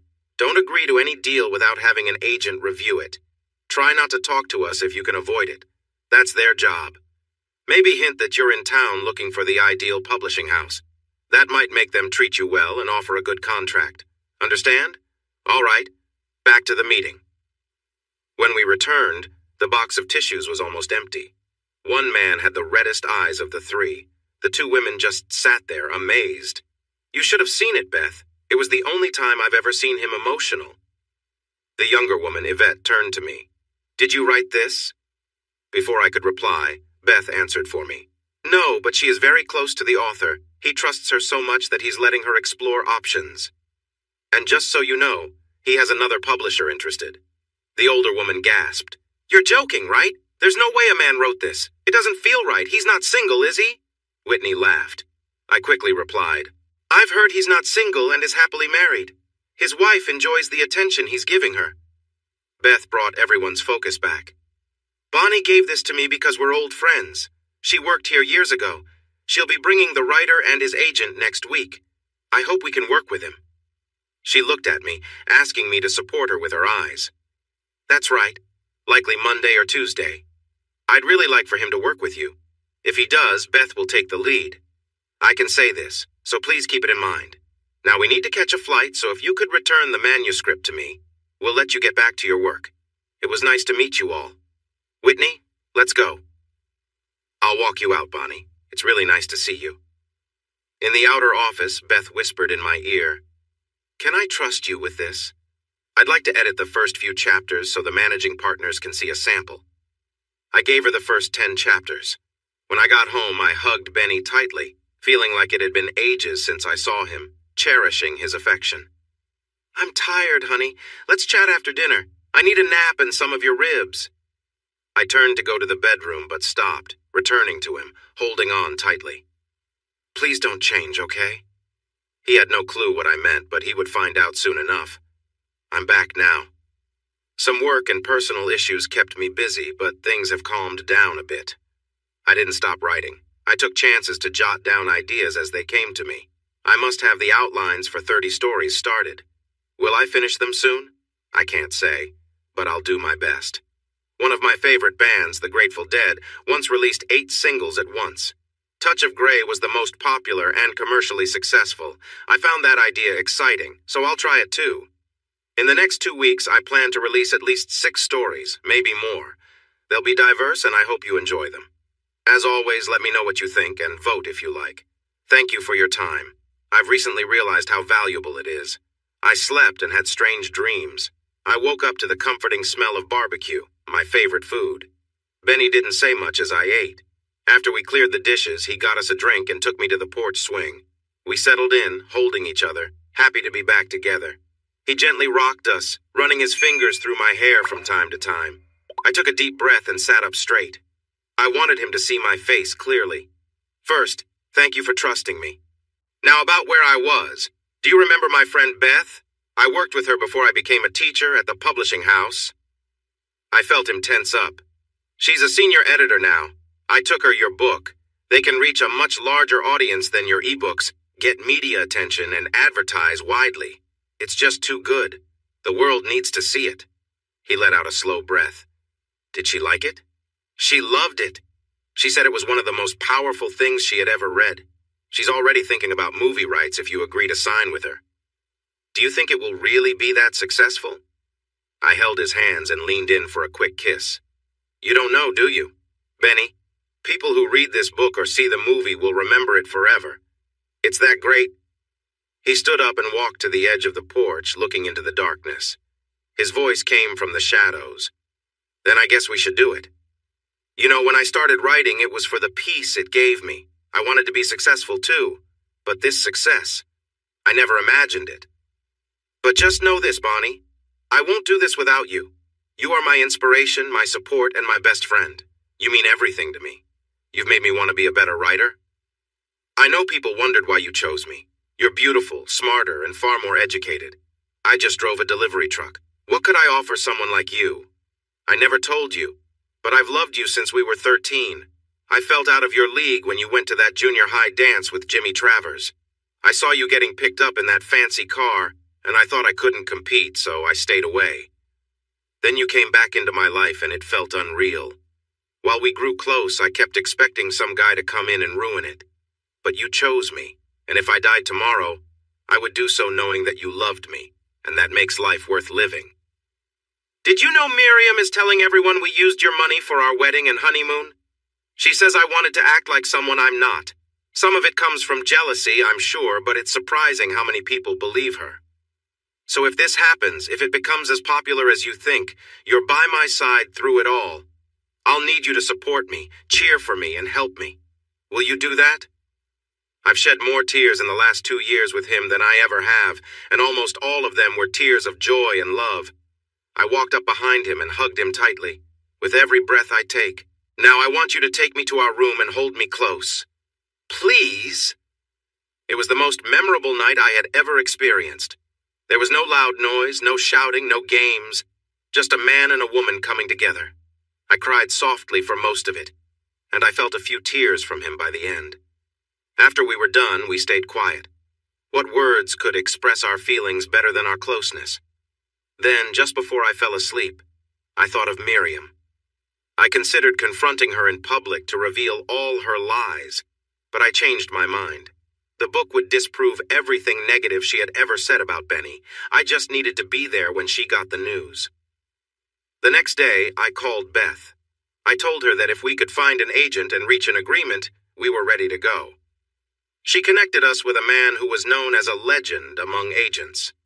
Now in his 70s, he was semi-retired, but knew everyone in the publishing world and Hollywood. We put him on speakerphone. Good morning, my name is Saul Sanchez. Beth gave me your number. I'd love to meet and discuss how I can help you. When will you be in New York again? I replied, next Tuesday. We'll be there for a couple of days, and we hope to have representation by then. We talked for about an hour. He had worked with some big names before and was now focused on just 3 clients, mostly as a favor. Beth let me read the first 10 chapters in her office. It's just as good as she said it would be. I'd like to work with you and send my career off with a bang. We spoke with 2 more agents and set up meetings, but we knew before we even got on the plane that we wanted to go with Saul. As it turned out, Benny had not traveled much. Thanks to my first job and my previous relationship, I had. Watching him was like seeing a child discover the world. Unfortunately, we weren't there to enjoy the sights until after our meetings. We checked in just in time to freshen up for our meeting with Saul. Should I wear a suit? Benny asked. I laughed. They want you for who you are. You could wear a torn t-shirt and sweatpants, and they wouldn't mind. They expect writers to be unique. But you do look great in a suit, and it shows professionalism. Okay, a suit it is, but no tie, and you better wear that blue dress. It'll keep them distracted enough so I can feel relaxed. All right, I said playfully, feeling happy that I still had that effect on him after almost a year and a half together. I laid out the dress and decided to add a little surprise. I walked out holding the dress, feeling playful. Honey, can you zip me up? I asked as I slipped into my dress, enjoying the look on his face. I reached up to give him a quick kiss on the cheek. If you start to feel nervous today, just think of the surprise you have waiting under this dress." He grinned widely during the cab ride.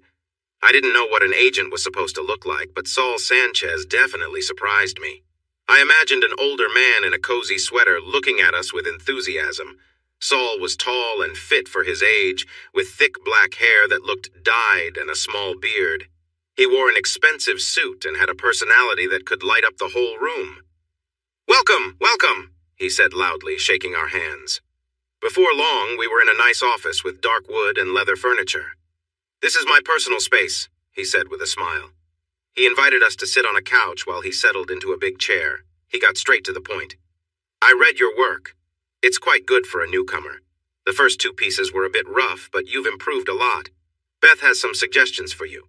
I'll let her explain." He paused for a moment. "The new book I saw is truly excellent. I know it makes you a bit shy to hear that, but you'll get used to it, especially if it becomes popular like I believe it will. I heard you have meetings with 2 other agents, as Beth told me. Both are capable and would do a decent job, so why should you choose me, especially if my fees are higher? Because I am the best fit for you. I bring 45 years of experience and know many important people in the literary world, not just in the city. I have good relationships with various producers and film companies, and this has the potential to be something special, especially if we get a talented screenwriter." He took a deep breath. "My wife didn't want me to take this on until I promised her I wouldn't let you go after she read the book. Here's my contract. Make sure to have a good entertainment lawyer review it. If you don't have one, I can suggest a few names, as can Beth. Let me know soon if you want to work with me. There's a lot to do. Now, any questions?" We had many questions, and he did his best to help us understand. After a friendly handshake, he sent us on our way. To be fair, we also met with the other 2 agents. The first, a man a bit younger than us, seemed capable but didn't really connect with us. The second, a man in his early 30s, was a disappointment. His office was large and luxurious, but it was very busy. We were interrupted multiple times, and he quickly brushed off most of our questions, saying an assistant would help us once we signed the papers. He had a contract ready, and his assistant was there to witness our signatures. I was starting to feel frustrated, while Benny found it amusing. When the man finally paused, he leaned back in his chair and gave us a sly smile. "Any questions before we sign?" Benny caught him off guard. "That's a nice suit. Where did you get it?" He actually seemed proud. "Savile Row, 7,000, but worth every penny. If you want, I can give you the name of the tailor. How about yours?" I knew he was just being polite. Benny smiled as he stood up. "J.C. Penney, $289 if I can catch them on sale." I glanced at his assistant, and I thought she might burst out laughing. Benny reached out and shook the agent's hand. "Thank you for your time. It was informative. I'm sorry, but I don't think I'll choose your agency. Have a nice day." He walked out with me following while the agent tried to get up from his chair. I couldn't hold back my laughter as we left. We spent the afternoon meeting with lawyers. There were 2 names that both Beth and Saul recommended, so we decided to see them first, since we had made appointments ahead of time. We chose a woman our age because we both liked her. So, Saul Sanchez and Beth Howard. When they called one after the other, I knew I had to meet you. We had an informative hour discussing intellectual property and entertainment laws. In the end, we signed some papers. With an agent and a lawyer now on our side, we met Beth the next day. We won't be discussing business, really. You have capable people to handle that now. I just wanted to meet you, Mr. Henson. Benny shook her hand, smiling. You can call me Benny. Everyone else does. It seems we'll be chatting a lot. Beth, she replied, giving him her card. These are my personal numbers. If you need me, you can reach me at one of these. And you should get a new phone, sharing the number only with Saul and me. It will help us communicate faster. While Saul and Karen handle everything with your business matters, there are a few things I'd like to discuss. I read all 5 of your earlier books. Have you looked at them recently? Is there anything you feel could have been done better? Benny actually turned a bit red. Not so much with my last 2, but there were many changes I wish I had made in the first 3. Some were suggestions from my editor, while others were my own thoughts. That's good to hear, Benny. You should always listen to your editor. Who edited your books? Every editor has their own preferences. Bonnie. She looked surprised, then smiled at me. "You've done well, Grasshopper. It's nice to see you remember what I taught you. Will it be a problem letting me have him?" "A little," I said.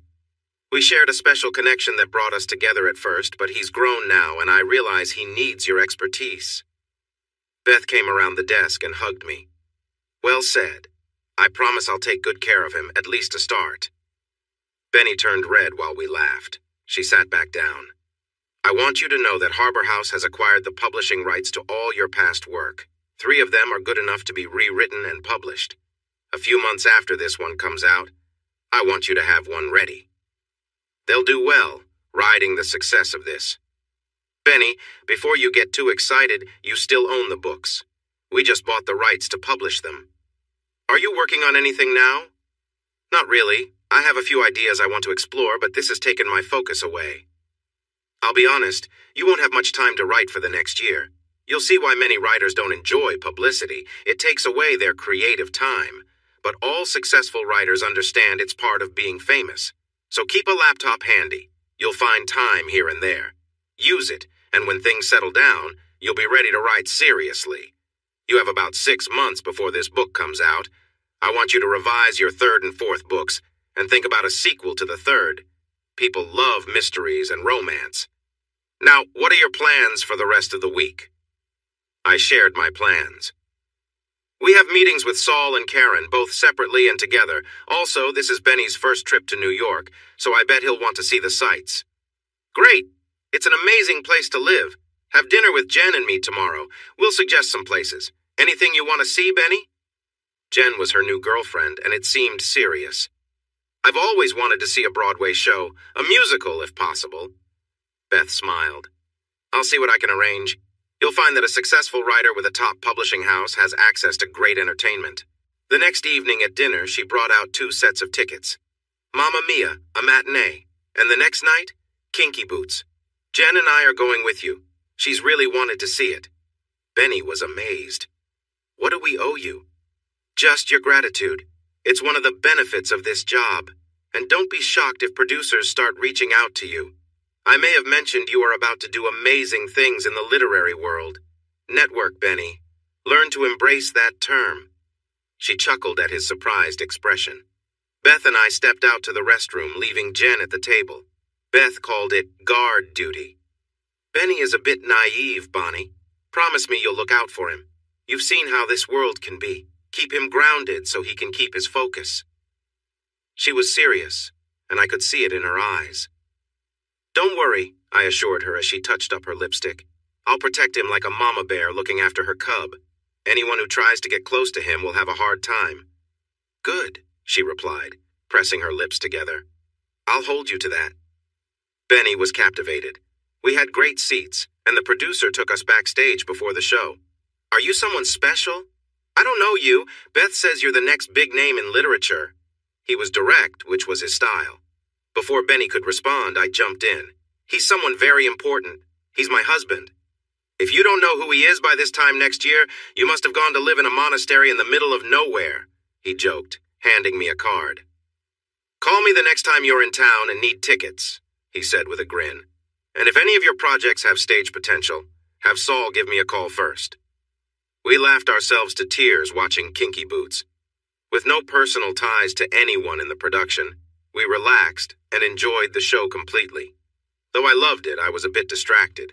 We'd been going non-stop since we arrived, so a quick hug was about the most we'd managed until all our work commitments were over. Then, as always, Benny had a surprise up his sleeve.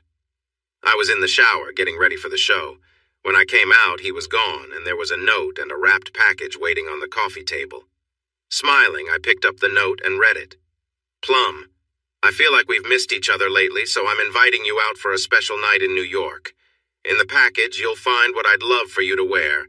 I'll be waiting for you in the bar. Don't keep me waiting too long. Yours, Benny." Excited, I opened the package, thrilled by his thoughtful gesture. Inside was a beautiful black dress with a stylish row of buttons along one side, giving me the option to wear it either modestly or with a little flair. There were also elegant black pumps, the tallest heels I'd ever worn, and perfect for the evening. As I put on the outfit, I found another small note tucked inside one of the shoes. Take a moment to look in the mirror and appreciate how amazing you look. Then, come meet me at the bar. Smiling, I took his advice, feeling a bit of a thrill as I looked in the mirror, admiring the elegant, classic look he'd chosen. The elevator ride felt long, with other guests coming and going, each of us eager to explore the city at night. Finally, I arrived at the bar, filled with excitement and ready for our evening together, grateful for his thoughtfulness and the spark he'd brought back into our time in the city. The elevator stopped, and I quickly adjusted my dress just before the doors opened. A couple in their 30s got in. The woman smiled and seemed to know something. I kept my eyes down the whole time.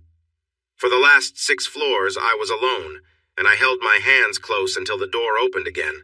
I rushed into the bar, searching for Benny.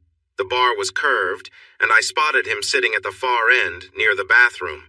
He stood up as I entered, took my hand, and pressed his lips to it gently. He said with a smile. He pulled out a chair at the end of the bar for me. I tried to look as inviting as I could. He waved at the bartender and ordered me a whiskey sour and a neat rye. Benny didn't drink much, but loved his rye. While we waited for the car to take us to the show, we spoke quietly. "Hello, Plum. Ready for a special night?" "I'm feeling pretty warm right now," I replied. He leaned in closer, his breath on my ear. "Really? Can I check?" Before I knew it, his hand slipped under my dress, making me open my legs without thinking. I tried to hold back a sound as his fingers touched me. He kept whispering in my ear, "No one can see you. It's dark here. Enjoy yourself. I want to see some signs before we leave." I was starting to lose my sense of caution. If he had asked me to do something bold, I probably would have. At first, he was gentle, moving his fingers slowly. Soon, he found the right spot and began to speed up. I was already close, and within moments I felt overwhelmed, managing to silence myself as I felt everything rush through me. I was breathing heavily and sweating. He placed his hand over my mouth. "Suck," he said softly. I did as he asked, glancing around to see the bartender watching with a grin. I hoped he was the only one who noticed. "Can I freshen up, sir?" I asked. He smiled, sending chills down my spine. "Yes, fix your makeup and hair. Don't touch anything else, understand? Good. The limo should be here when you return." In the bathroom of the fancy hotel, I tried to fix my appearance while feeling a bit flustered. I resisted the urge to wipe my hands. A stunning woman came out of a stall and stood next to me. "I saw you on your way in. It can be quite exciting, especially if it's your first time, right? I'm surprised to see someone your age enjoying such experiences, but go for it. My husband had me try many things when we were together. Just be careful. It can get tricky sometimes." I felt a bit proud. It was my very first time, and what a thrill it was. "We've got it all planned out," he assured me with a mischievous smile. As we left the bar, I pointed out a striking woman across the room. Benny noticed her too, grinning knowingly. "She's quite well known here," he said with a nod. "The bartender pointed her out to me earlier." On the way to pick up Beth and Jen, he raised the privacy glass in the limo and we exchanged amused glances, enjoying the fun of the moment. It was our first time in a limo together, and he held my hand, both of us appreciating the thrill of the ride. When we met Beth and Jen, they smirked, catching on to our excitement. "First time in a limo?" they teased. "Yes," Benny laughed, still holding my hand. "I could get used to this." We all shared smiles, enjoying the ride to the theater and later, a late dinner. After dropping off our friends, Benny raised the privacy glass again, this time pulling a small, elegant box from his jacket. Inside was a beautiful black choker with a single pearl at the center. Gently, he fastened it around my neck. "Stand tall and proud," he said with a smile. I gave him a playful strut, making him laugh. As we got into the elevator, he unbuttoned a few buttons on my dress, adding a bit of flair. Just then, a few more people got in, and I stood still, feeling both amused and slightly daring. I relaxed as they exited a few floors below ours, leaving us alone again. When we reached our floor, he took my hand, and we shared quiet laughter as we made our way down the hallway to our room. There was a spark of fun and adventure in the air, and I couldn't stop smiling. Once in the room, he handed me a small package, encouraging me to freshen up before bed. Inside, I found a luxurious spa set, complete with oils and lotions. Taking my time, I followed the instructions, enjoying the self-care routine and feeling completely refreshed. He was waiting for me with a warm smile when I returned, pointing to the bed. The room was arranged with soft pillows and a cozy blanket, creating a calm, inviting atmosphere. I lay down, feeling grateful for the quiet, thoughtful gestures that made the evening feel so special. As we settled in for the night, I felt a deep sense of contentment, savoring the laughter and shared moments of the day. Soon, he had me securely restrained, then surprised me by slipping a soft mask over my head, which blocked my sight and muffled sound with built-in ear coverings. He added a small gag, leaving me in complete silence and darkness, unable to speak or hear. After a few quiet moments, I felt his hand gently glide across my back, a comforting reminder that he was there. I shifted slightly, glad to feel some contact, and then noticed the cool sensation of lotion being carefully applied. He massaged it into my skin, his touch both calming and gentle. I lay still, feeling the tension in the air as he took his time. His touch was gentle yet steady, and as he moved, he focused on ensuring I was comfortable and at ease. Occasionally, he would pause to adjust my position, encouraging me to relax. For a while, he simply stayed beside me, his hands reassuring as he adjusted the straps slightly, making sure I was both comfortable and secure. His touch was light and careful, allowing me to feel his presence without overwhelming me. After some time, he removed the restraints and slowly took off the mask, giving me a chance to take a deep breath and relax.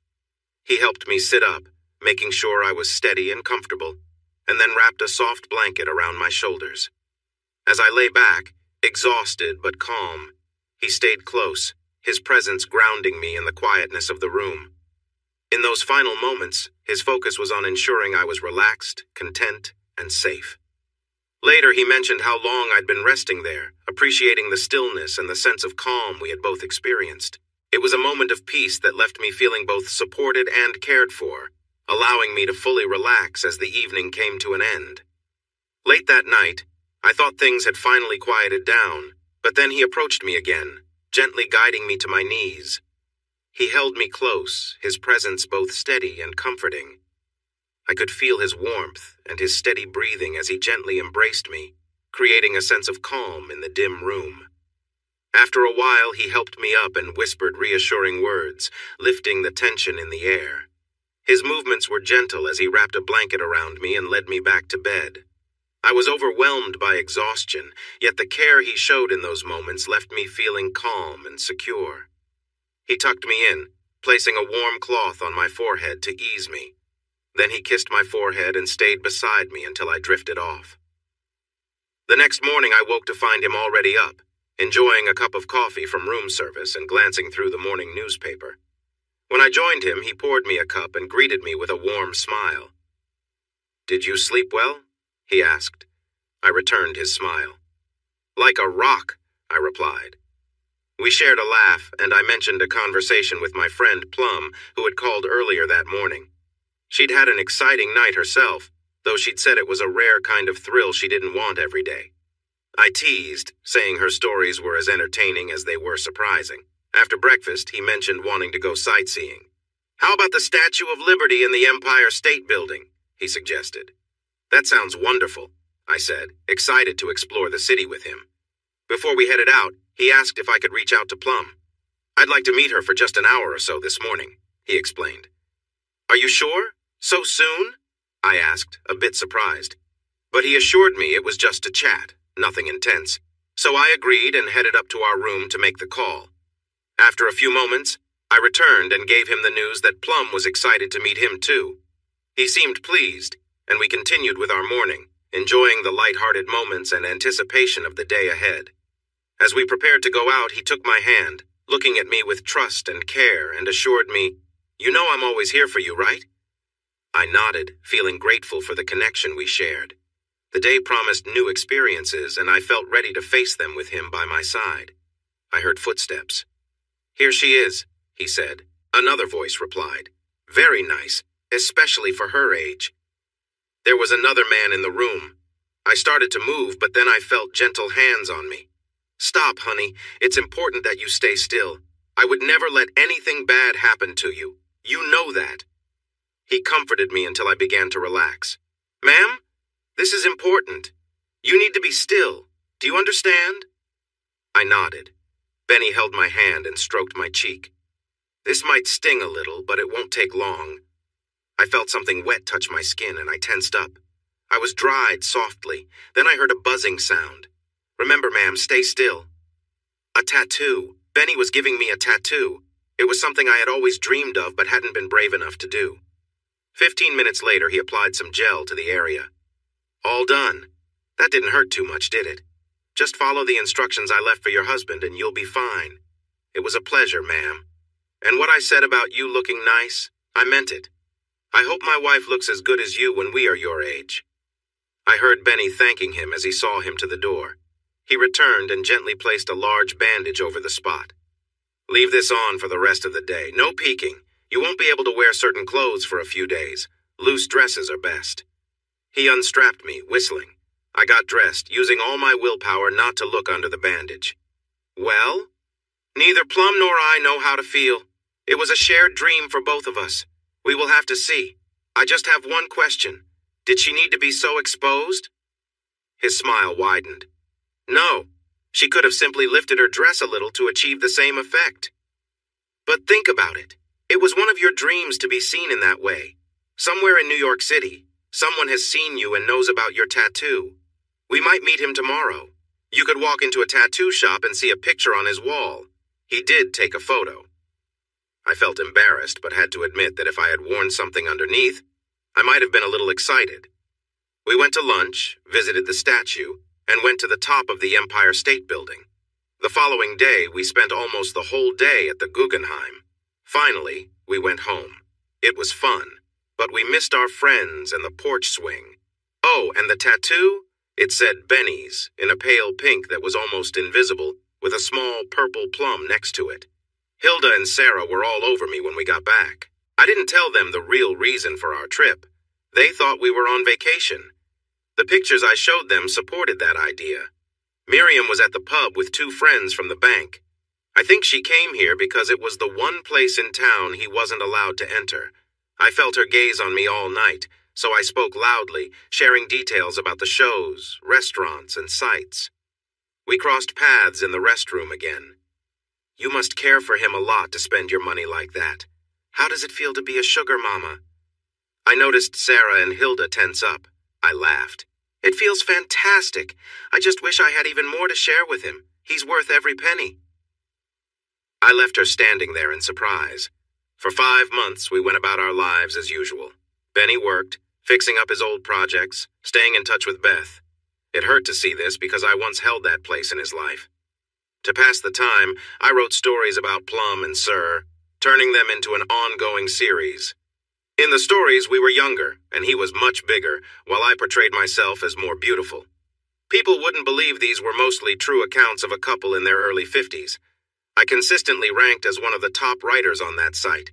I looked back at his old stories, and people were still commenting on them almost 2 years later. I shared this with him, and just for fun, he wrote a light piece and posted it. He received 300 comments welcoming him back and asking for more. We got the advance for his book, more money than either of us had ever dreamed of. I had plans for this money. I finally mentioned what Miriam had been saying about us, and he was upset until I explained my plan. Then he just laughed and told me I had his full support. I walked into the First National Bank where Miriam worked. Coincidentally, she was in charge of new accounts. When I said I wanted to open an account, her smirk was very wide. "Are you trying to hide some money from your husband? About time. It must be difficult to keep him away from it. I never thought he would spend so freely. If I had that much, I would make sure he never touched it. You can open a senior account for as little as $50 and put any address you want on the checks," she said. I let her enjoy her moment of pride for just a moment before I said I needed to think about it. Next, I went straight to Mr. Snake, the senior officer. "One of your account officers was rude to me. I was going to open several accounts here, but now I'm considering going back to my old bank. However, I wanted to see if you could give me a better offer." He had no idea about his son and daughter-in-law or how rude he had been at the pub. I laid out 3 checks, all certified, 2 from a company called Benbon, Inc., and 1 from Benny's personal account. each for $100,000. The man looked shocked and began talking about various account options. I let him ramble before steering the conversation back to what I needed. I picked up 2 of the checks. I'll give you one chance. Just one.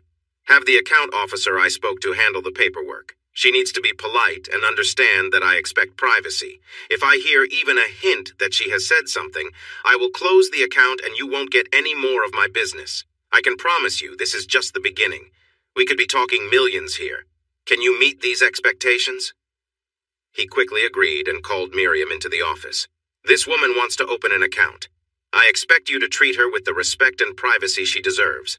Explain her options and give her good advice. You can use my office. Miriam looked surprised but tried to stay professional as she sat at the desk. How much would you like to deposit, ma'am? I placed the first check on the desk. I'd like this in a personal checking account. Your boss said it's the best option for me. Her eyes widened at the amount. I'd also like this one in a savings account. I put the second check down. And this one, why don't you just find the best option for it? She looked shocked and seemed a bit overwhelmed. Can you handle that, Mrs. Emerson? Or do I need to call for help? And remember, confidentiality is very important. If you say a word about this money, I will take it out and give it to your competitor. Do you understand? Not even your husband should know. Have a good day. I'll come back later to sign the paperwork. You'll recognize me by my new car, or maybe my older one. Since Benny bought them for me, I can't decide which one to drive. I didn't just walk out. I felt great leaving the office. How does your new husband compare to what you let go?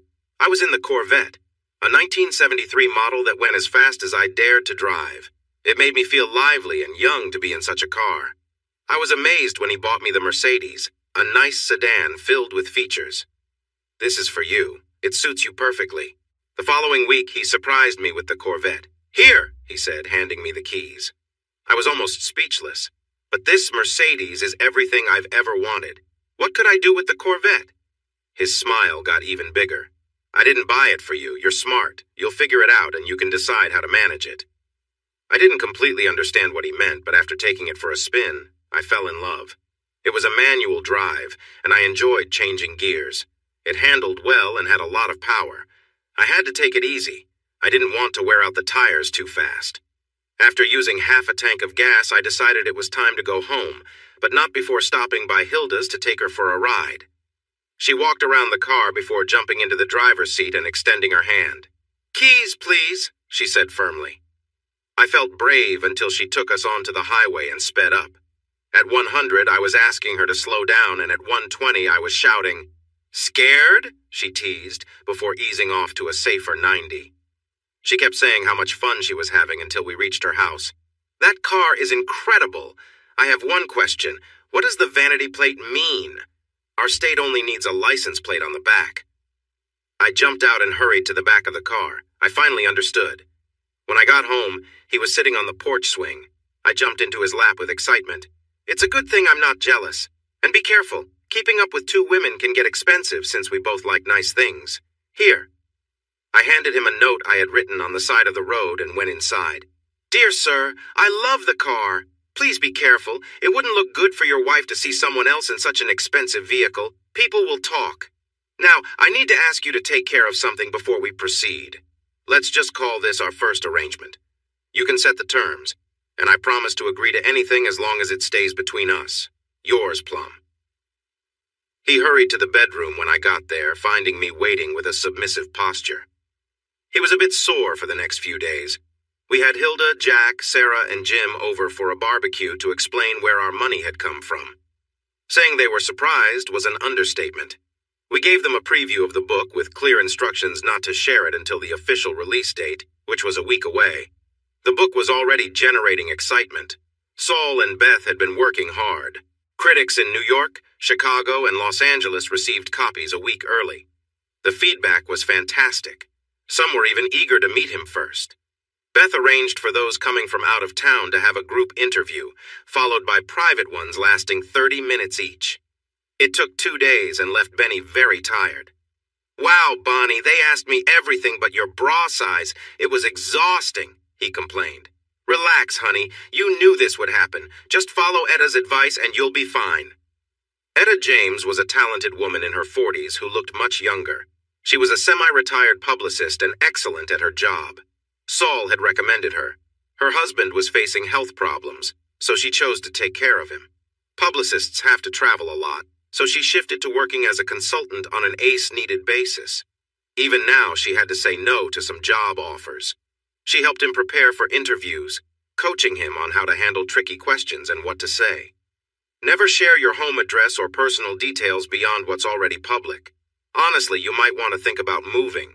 Most people don't mean any harm, but if you're easy to find, they might just drop by. They won't see it as invading your space. They'll think you'd like to see how you've impacted them. The book had been out for 3 months, and Saul, his wife Agnes, Beth, Jen, Etta, her husband Farley, Grace, our lawyer, and her husband Will invited us for a dinner to celebrate and discuss business. Saul shared the latest news. Universal called me today asking questions. I played hard to get, saying I wasn't sure you would agree to a movie, but if you decided to, we'd be open to their offer. Also, Oxygen wants to turn your first book into a movie of the week and has offered $300,000 for the rights. I flatly turned it down.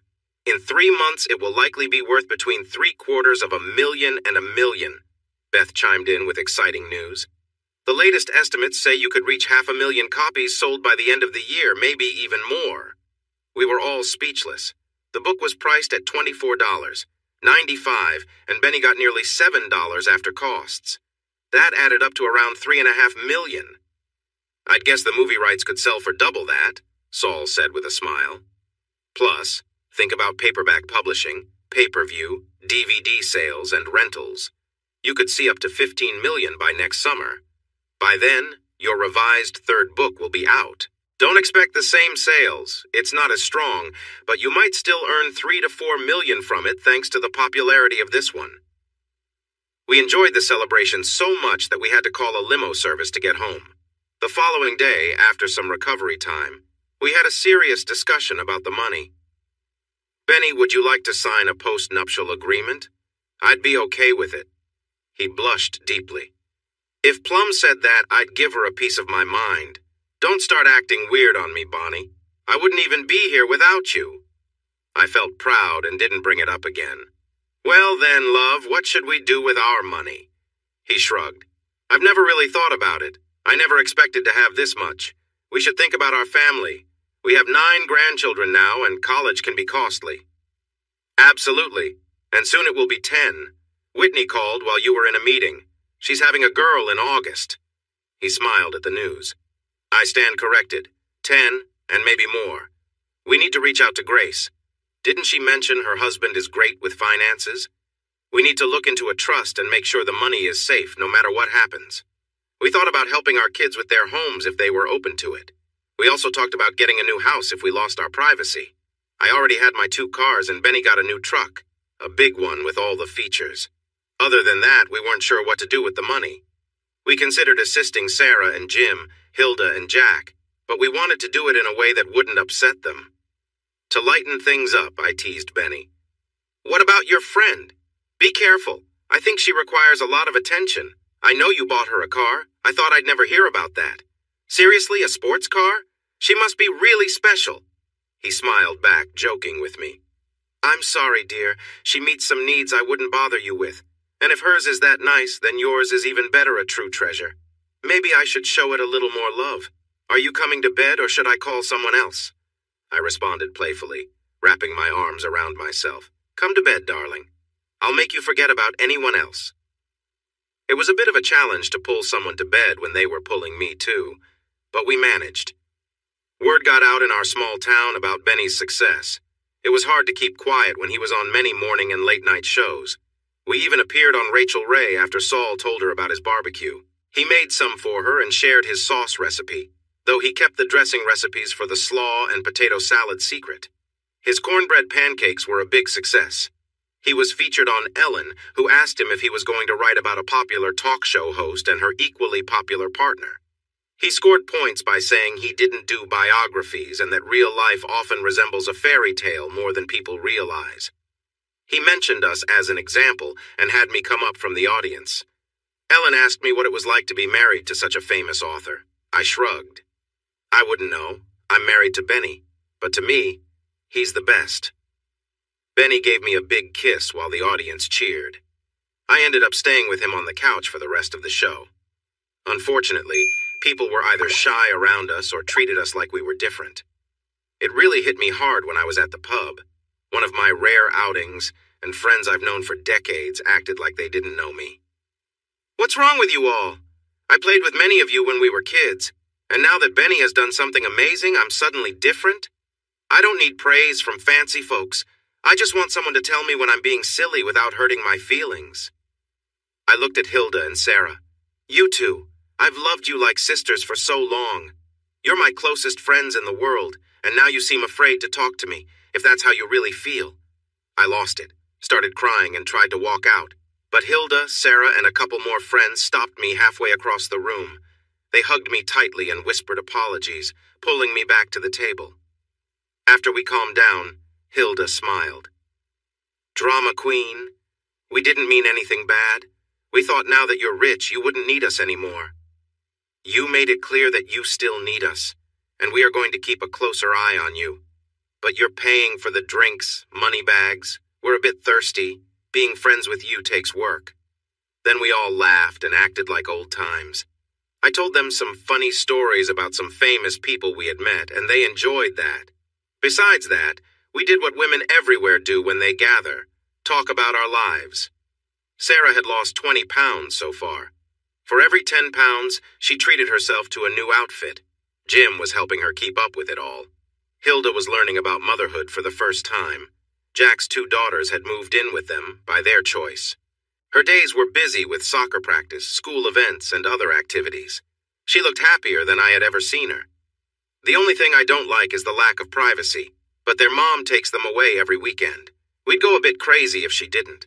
Jack is as dedicated as Jim in helping me stay organized. She chuckled as she talked about a close call with the kids, and we all laughed. What about you, Bonnie? Is Benny still helping you out? I hung my head in pretend sadness. No, our schedule is usually too busy. So you have to handle it yourself? I looked up with a smile. No, I used some of his money to have it removed from my ankles to my neck. I have to say, I really love it. I could probably help you all out if you're interested. We could call it a birthday gift. Sarah quickly said no. She enjoyed the attention she got from it, saying it gave them time to talk. Hilda thought for a moment and said she'd have to ask Jack. Is it really that nice and smooth? Want to see? I teased. Come into the ladies' room and I'll show you my little surprise. I began walking that way. Hilda grabbed my hand. Not here. Just think about what could happen if someone saw us. I can imagine the headlines. Wife of world-famous author caught showing off in public restroom. Tattoo pictures on page 7. We all burst into laughter, but Hilda was closer to the truth than she realized. Etta gave us both several talks about how to behave in public. Everything you do in public could be taken the wrong way. Bad publicity can hurt your reputation and your wallet. If Benny wrote stories like 50 Shades of Grey, people might see him differently. But he is seen as a moral hero by many religious and conservative groups. It doesn't matter if that was his intention, that's how it turned out. So we made sure to behave well in public. We dressed nicely, spoke politely, and stayed calm. We often attended public events because he was very popular. It took some time to get used to all the cameras. In a surprising move, Benny went into the crowd of photographers and introduced himself, learning names and shaking hands. It must be hard to follow people around. How about you all come to our house next Saturday afternoon? Bring your families if you want. We enjoy spending time with family. You can take all the photos you want and have a nice meal. Just let me know how many are coming so I can prepare enough food. And please, don't drink too much if there are kids around. He asked each of them to take a group photo with him, then waved and went inside. They were so fascinated they missed other celebrities. When he heard it was someone's birthday, he invited a young singer to lead everyone in singing Happy Birthday. The guests were laughing when we entered. Wow, said a well-known actor. If I knew that being nice would work, I'd already be friends with half of them. He smiled and said, I should bring them some drinks. It must be hot out in this sun. He got the waiters to gather some soft drinks and water. Most of the party followed him outside to shake hands, share drinks, and chat. After about 20 minutes, we went back in, getting waves and greetings. 10 minutes later, they left, satisfied with the photos they had taken.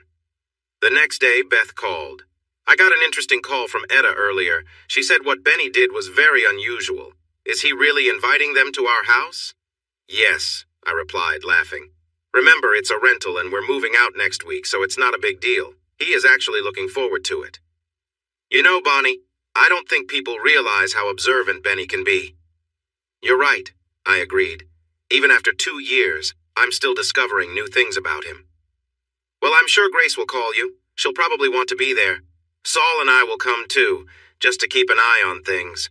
I hope this goes well for him. After she hung up, I started to think about Benny.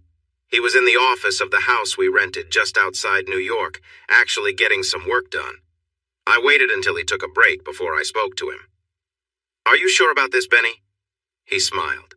Yes, these people, or more like them, will be watching us for a while until our 15 minutes of fame are finished. I'd rather have a good relationship than be hostile. After all, except for Plum and her little adventures, there's nothing about us that's exciting, and I won't mention her. I can already picture the headlines. Conservative author caught in scandal with his companion. News at 11. He burst out laughing, and I couldn't help but giggle too.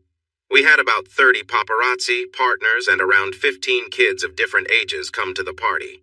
Benny spoke to them all before we started. I know you'll bring your cameras and I appreciate the pictures, but please keep it reasonable. Try to relax and have a good time. We'll sit and answer questions for 15 minutes after everyone arrives. After that, I don't want to handle any more business. Let's just enjoy ourselves. If you can't do that, you might want to leave now. Nobody left. He answered all the good questions and ignored the rude ones. Grace felt proud. The house we rented had a security system. Grace wanted some upgrades and made sure everything was working. While most guests enjoyed the party, the cameras caught 2 people at different times going through our bedroom. One hid a small camera and another placed 3 listening devices in the house. What Benny did surprised everyone. He was serious and determined to take action. He held a press conference with national news present. Beth and Grace made sure they were there. He had the state attorney general and the sheriff of the county on the stage with him. He also made sure that all the paparazzi who attended the party were there. Most were happy to be treated with respect. He began the conference by acknowledging the paparazzi as professionals. I hosted a party last week for many of these people here and found most of them to be honest and decent individuals. I started to wonder how they got such a bad name. Then I watched the security footage from that day. What I saw was upsetting and disappointing. While most were socializing, 2 people chose to break my trust. 2 of the paparazzi tried to leave only to find police officers waiting for them. A large screen turned on behind Benny, showing the 2 rummaging through drawers and closets and hiding the camera and listening devices. The room gasped collectively. Benny continued firmly. I guess this is what I get for believing in the goodness of people.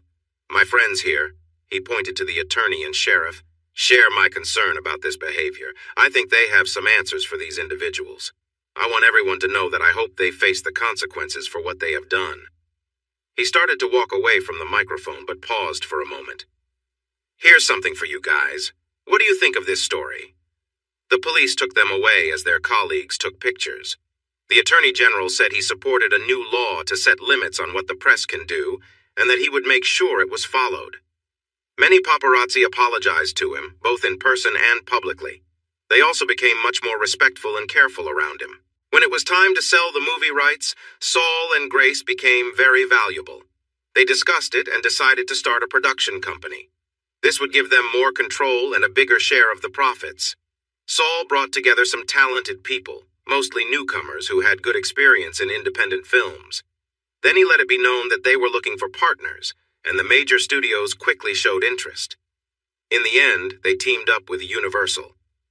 Benny had talked to a woman who had directed several well-received independent films and came back to Saul and Grace. Whoever we choose, she will be the director. No negotiation, okay? They were surprised, but had to agree. Universal hesitated, but desperately wanted to make the film and eventually agreed. Many famous actors wanted a role, but they mainly chose newcomers, with a few well-known character actors. Security on set was strict, and all the actors had to sign agreements to keep details about the film a secret until it was released. A few actors and 3 production staff members were let go when they realized how serious the team was about protecting the film. The film premiered exactly 2 years after the book was published. It broke box office records for 6 months. 2 theaters worked together so that all 8 of their screens showed the film continuously, staying sold out for 3 weeks. The book became popular again, especially in paperback. It sold another 300,000 copies. By the end, over 5 million copies were sold worldwide. One of my most memorable moments was when we quietly entered a theater and watched the film with an audience. We had chosen not to see any previews or the final version before this. About 20 minutes in, many people were openly crying.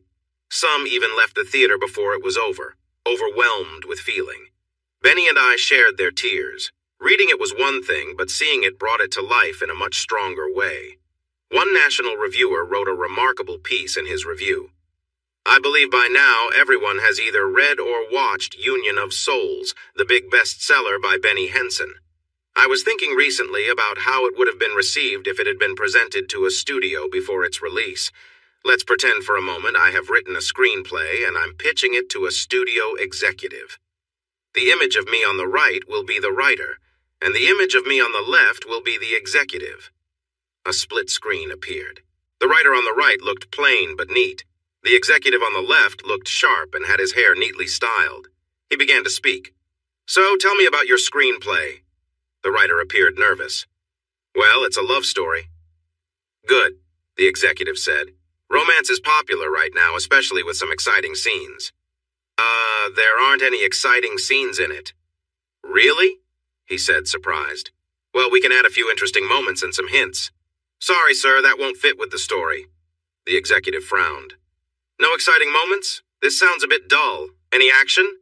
Maybe a chase or some special effects?" The writer looked like he knew it wasn't going well. "No chases, no action scenes. The only special effect is really good makeup. There is just one moment of tension, with a boy and his friend in a disagreement. The script has a few mild words throughout. It's about a romance between a 15-year-old boy and a 13-year-old girl. They share 7 kisses in total. Most of the story is set in a hospital, and there probably won't be more than 50 people in the whole film, including extras. At the end, the girl passes away." He paused, collecting his thoughts. "What this is a story of love. Pure love, with a little growth along the way." The executive stared at him for a few moments. "No excitement, no action, and she passes away in the end?" The writer nodded. "Get out of my office.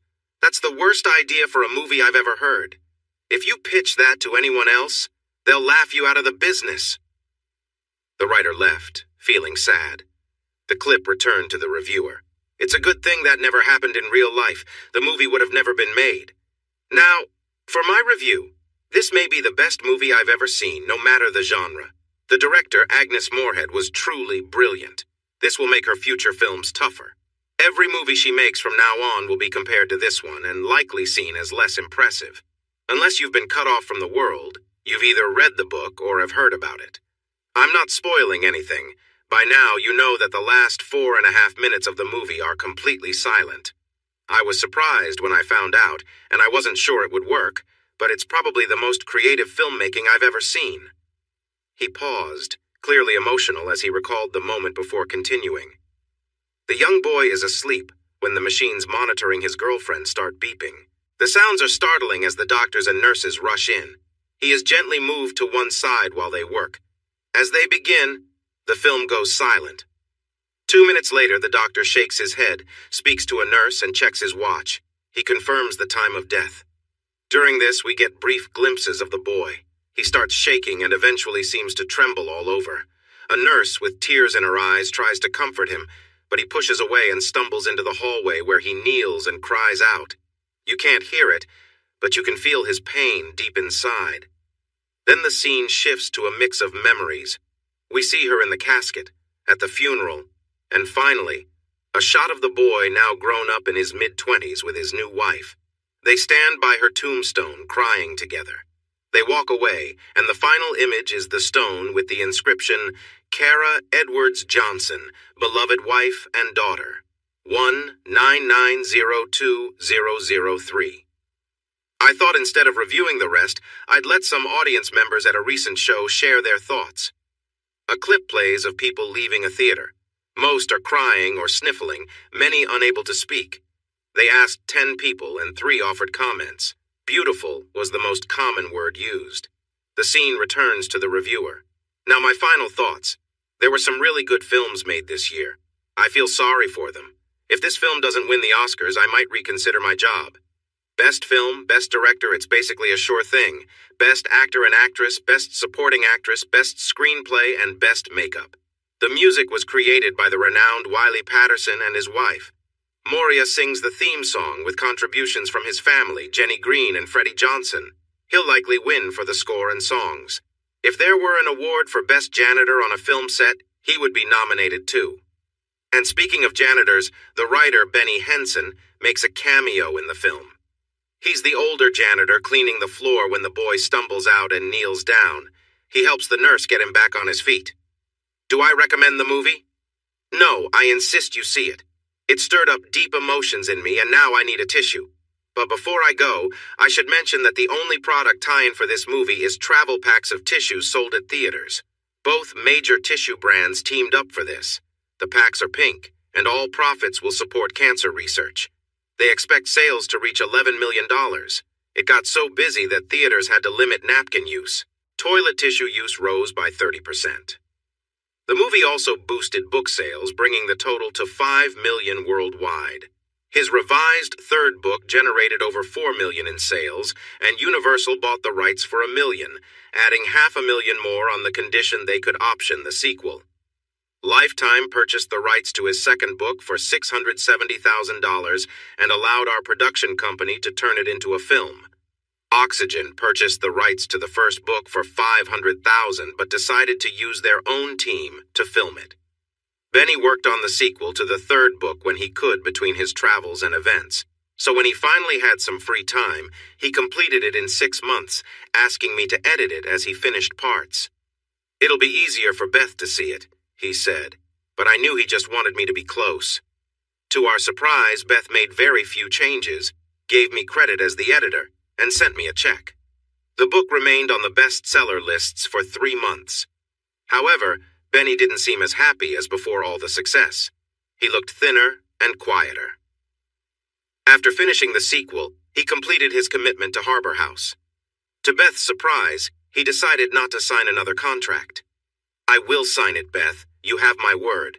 But right now, I want to take a break and spend time with my family and friends. I'll call you in a few months, I promise. In late June, he shared this with everyone, including me. I was pleased because I had started to worry about his health. Then he surprised us again by renting a large place on a Pacific island for 3 months. He arranged for all our kids and some friends to fly out for 2 weeks.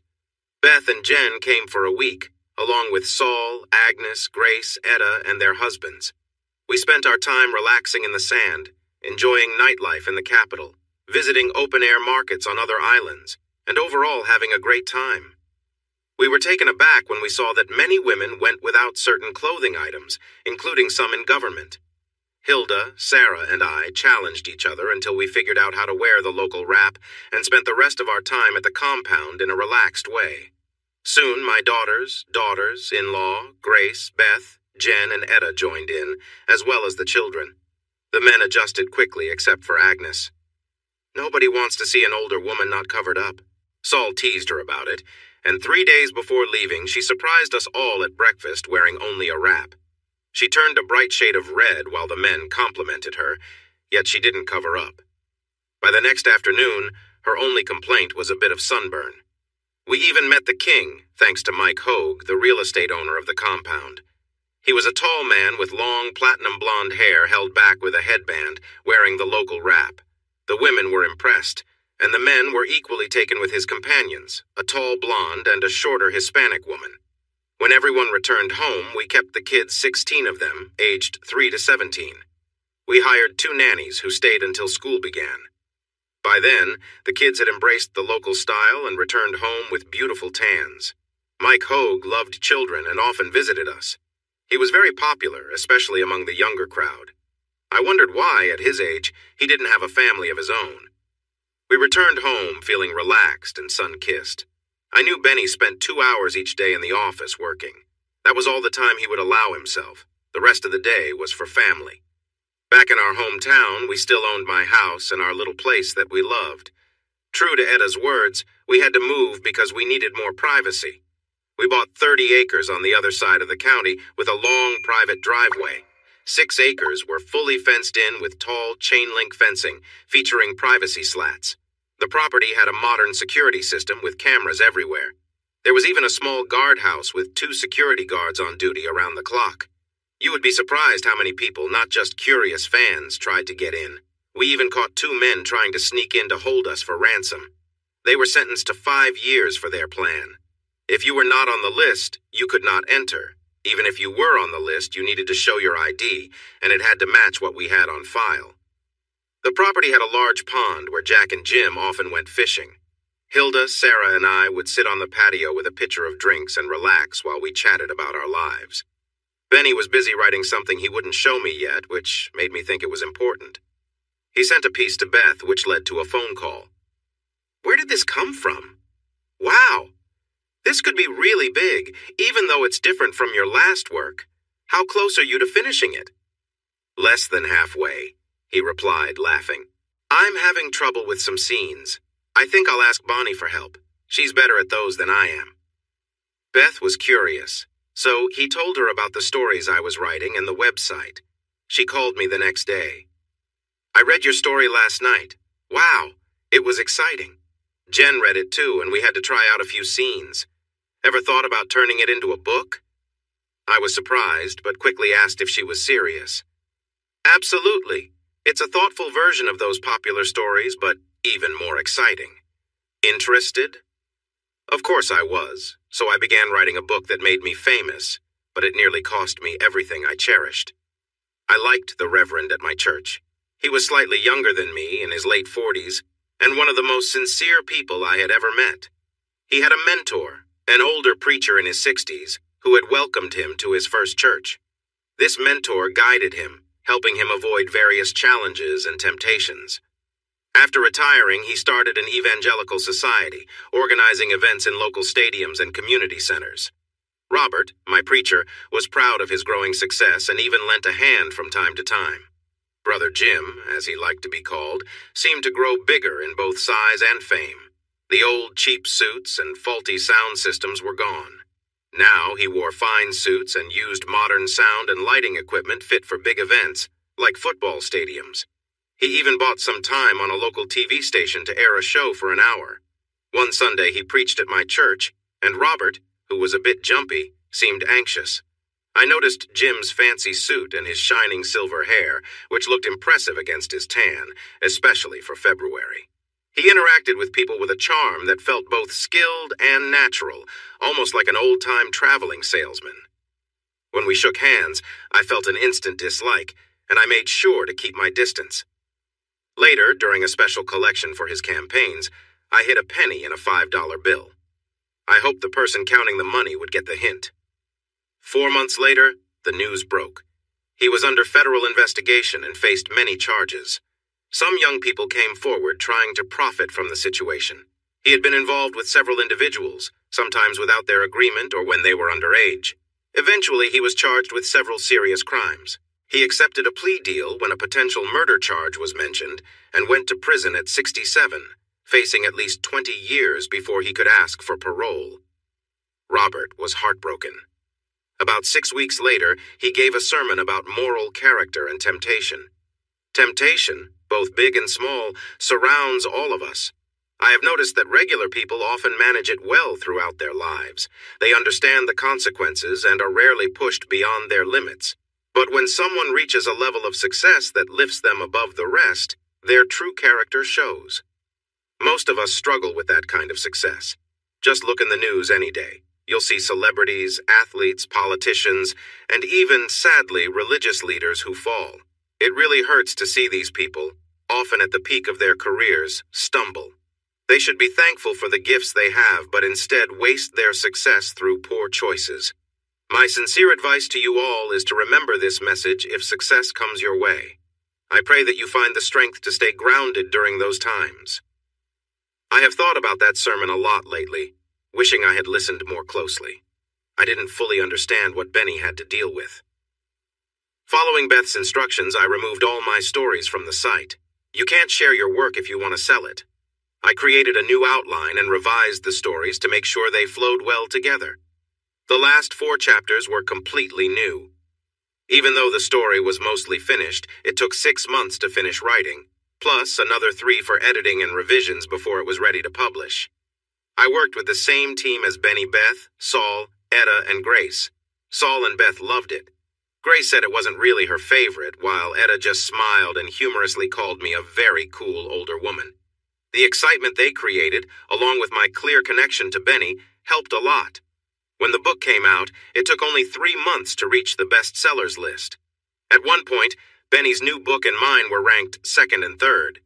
Etta even helped us get on Sunday morning, where people praised us as a strong couple in the literary world. Mo Roca interviewed us, spending 2 days at our home before bringing in the cameras. Benny even showed him how to catch fish and prepare them. Mo didn't seem to mind, but he confessed he didn't really like the taste. It made for great footage, though. The interview went smoothly. Mo asked us about our current books and shared a bit about our past. Then he asked me a big question with a grin. Are the characters in your book based on real people? Maybe you and Benny? I felt my face turn red while Benny chuckled softly. He answered for me. Yes and no, Mo. We're not a young, fit couple in our 30s, but we've had our good times. The truth is we're just a small-town couple in our 50s. As much as we would like to do some of the things in the novel, we're not as quick or flexible anymore. Bonnie has a great imagination and seems to really understand that lifestyle, which makes it believable. I couldn't have said it better myself. When we were home, which wasn't as often as I would like, we rarely went out and mostly spent time with close friends. Unfortunately, we had become less trusting than we used to be. Hilda lost her job during the economic downturn, and things were tough financially for them. It was sad when the mother of the twins left without a word and stopped her child support payments. We knew we had to be careful not to hurt their feelings, but we came up with a plan. Hilda had once been an assistant for a textile executive, so I offered her a job. I genuinely needed help, and she was a great fit. Part of her job included housing. Their apartment was too small for 2 teenage girls, so we moved Hilda into my old house rent-free. She cried for 2 days while her husband felt both embarrassed and thankful. Don't worry about it, I told them as they moved in. It's better for a house to be lived in than to sit empty. This way I know it's taken care of. Sarah had finally lost 30 pounds, but her husband wanted her to stop. I want there to still be enough of you to hold on to, he said, gently embracing her. I loved you before, and I love you now. So please stop. I was busy with publicity, doing television shows and book signings. Benny was out promoting his new book, even though he didn't really need to because of his fame. He always said you should remember the people who helped you succeed, so he kept up with the routine. He did his best to rearrange his schedule to be in the same city as me, but it didn't happen often. We spent longer periods apart for the first time in our marriage, and neither of us liked it. Hilda couldn't come with me because of the kids, so Etta sent one of her assistants along when I traveled. Her husband was feeling better, so she took on more work. I wasn't too fond of the assistant. Beverly seemed a bit too eager. One evening I was at a signing. It was my 5th event in 4 days, and I was tired and missing some cues. One man, a big guy who didn't seem well-groomed, came through the line twice. The second time he smiled and asked, "Do you feel it? The connection, I mean." "I feel a connection to all my readers," I replied, fatigue showing in my voice. Once the event ended, I spent time chatting with the bookstore owners and called Beverly to pick me up. I relaxed with a cup of coffee, thinking she should be arriving any time, so I stepped outside into the warm spring air. I didn't see him coming. Suddenly, I found myself being lifted off my feet and taken toward a van before I could react. Beverly pulled into the parking lot, saw what was happening, and quickly blocked the van with her car, honking the horn. After securing her doors, she called for help. He tried to pull me away, but I resisted with everything I had. I bit his hand, and when I did, He let me go and ran off. The police traced the van and caught the man the next day. I went to the hospital for a checkup and stayed for 24 hours. He was later declared unfit for trial and sent to a mental health facility for 3 years. Benny dropped everything to come to me. It really scared both of us. He thought I needed extra protection and talked to Mike Hogue. 2 days later, a tall, gentle man named Mark arrived. He had a background in the military and police, but had left due to an injury. He was in great shape as long as he didn't have to push himself too hard. Mike had met him on a vacation, and they had become friends. After his career and marriage ended, he needed work, so Mike hired him. I think Mark was more of a contractor rather than an employee for Mike. He was tall, charming, and skilled. We set up a way to communicate, and he would stay in the background unless I needed him. There were some awkward moments, but usually just a look from Mark would resolve things quickly. I was changing. Looking back, I realize it wasn't for the better. When people around you are eager to please, your inclination to take advantage grows. I think what really happened is I went from a happy homemaker to someone who felt entitled. The fame and power became overwhelming. Benny noticed the change and tried to talk to me. Believe just half of what you hear and see, dear. Remember that most of the people around you are not really your friends. They want something from you. I never drank much before, but now I had started having 1 or 2 drinks at night to help me sleep. Soon I was having them earlier to unwind. I probably wouldn't have said what I did if I hadn't been on my 4th drink that evening. Beverly warned me this would happen, I just didn't listen. He looked puzzled. What did she say would happen? That you would feel upset about my success, that you would be jealous. I can still picture his reaction clearly. I do feel jealous. It's because your success takes time away from us. But I'm proud of what you've achieved. You deserve your recognition. Hearing that made me feel guilty, and the old version of me emerged. I'm sorry, dear. I don't understand how you cope. I will be grateful when my time in the spotlight is over. He eased up a bit and started to massage my feet, something I had really missed. I sighed in comfort. Good. I have other projects that need your help that don't involve any writing, like the studio, for example. He had already finished his book tour and was taking a break from writing for a while. He still made notes, but he wasn't serious about new projects. Beth was slightly worried since he still owed 1 more book to the house, but he reassured her. I'm not working on anything new right now, Beth, but I have one ready. I just need you to work your magic on it. She insisted on seeing it, but he told her it needed a bit more refining before it was ready, and since he had 6 months to submit it, he wasn't in a rush. He had a new passion, making films and television shows. He discovered a set of 3 large buildings that had become empty when the economy declined and businesses moved overseas. We inspected them, with Hilda helping us get a good deal, and relocated our production company to our hometown. The smallest building was for offices. The next was divided into small rooms for editing film and sound, plus 1 small sound stage. The biggest space was divided into 2 larger areas. We became one of the largest employers in town, especially when counting the extra staff we often brought on board. Benny hired 3 young and talented writers to work on his latest projects. One evening, while missing me, he revisited some of the older stories on the website where we first started. About 2/3 of the stories were not very good, but the other third had some excellent tales. He focused on the best ones, contacted the top 2 websites, and made a deal. In return for a small share of his company, they would reach out to the writers he liked and offer them the chance to see their stories on TV, for a proper fee, of course. He chose 4 of the best stories, turning 2 into hour-long shows, 1 into a movie, and the last into a 4-part miniseries. He partnered with HBO, believing it was the best match for their style. One of the hour-long shows did poorly, but the other and the movie did fairly well. The miniseries was a big success. HBO agreed to make 20 more hour-long shows, 3 movies, and 4 miniseries based on stories from those websites. He assigned each of his main writers to a specific team. One handled the movies, another worked on the shows, and the last focused on the miniseries.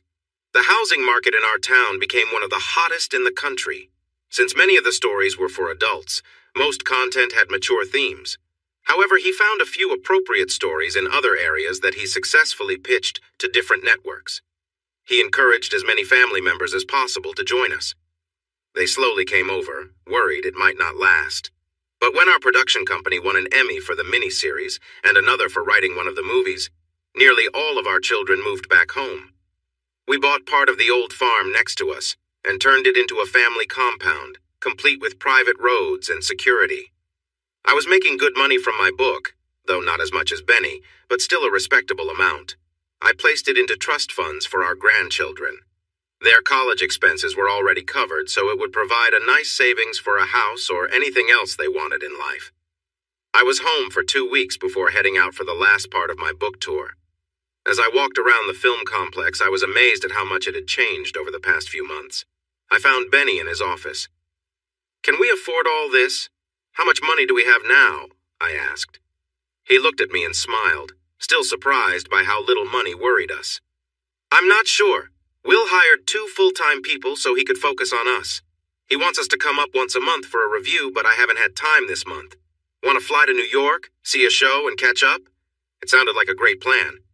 We spent 4 days with our friends, enjoyed 2 shows, and visited some nice restaurants. It was the most relaxed we had felt in a long time.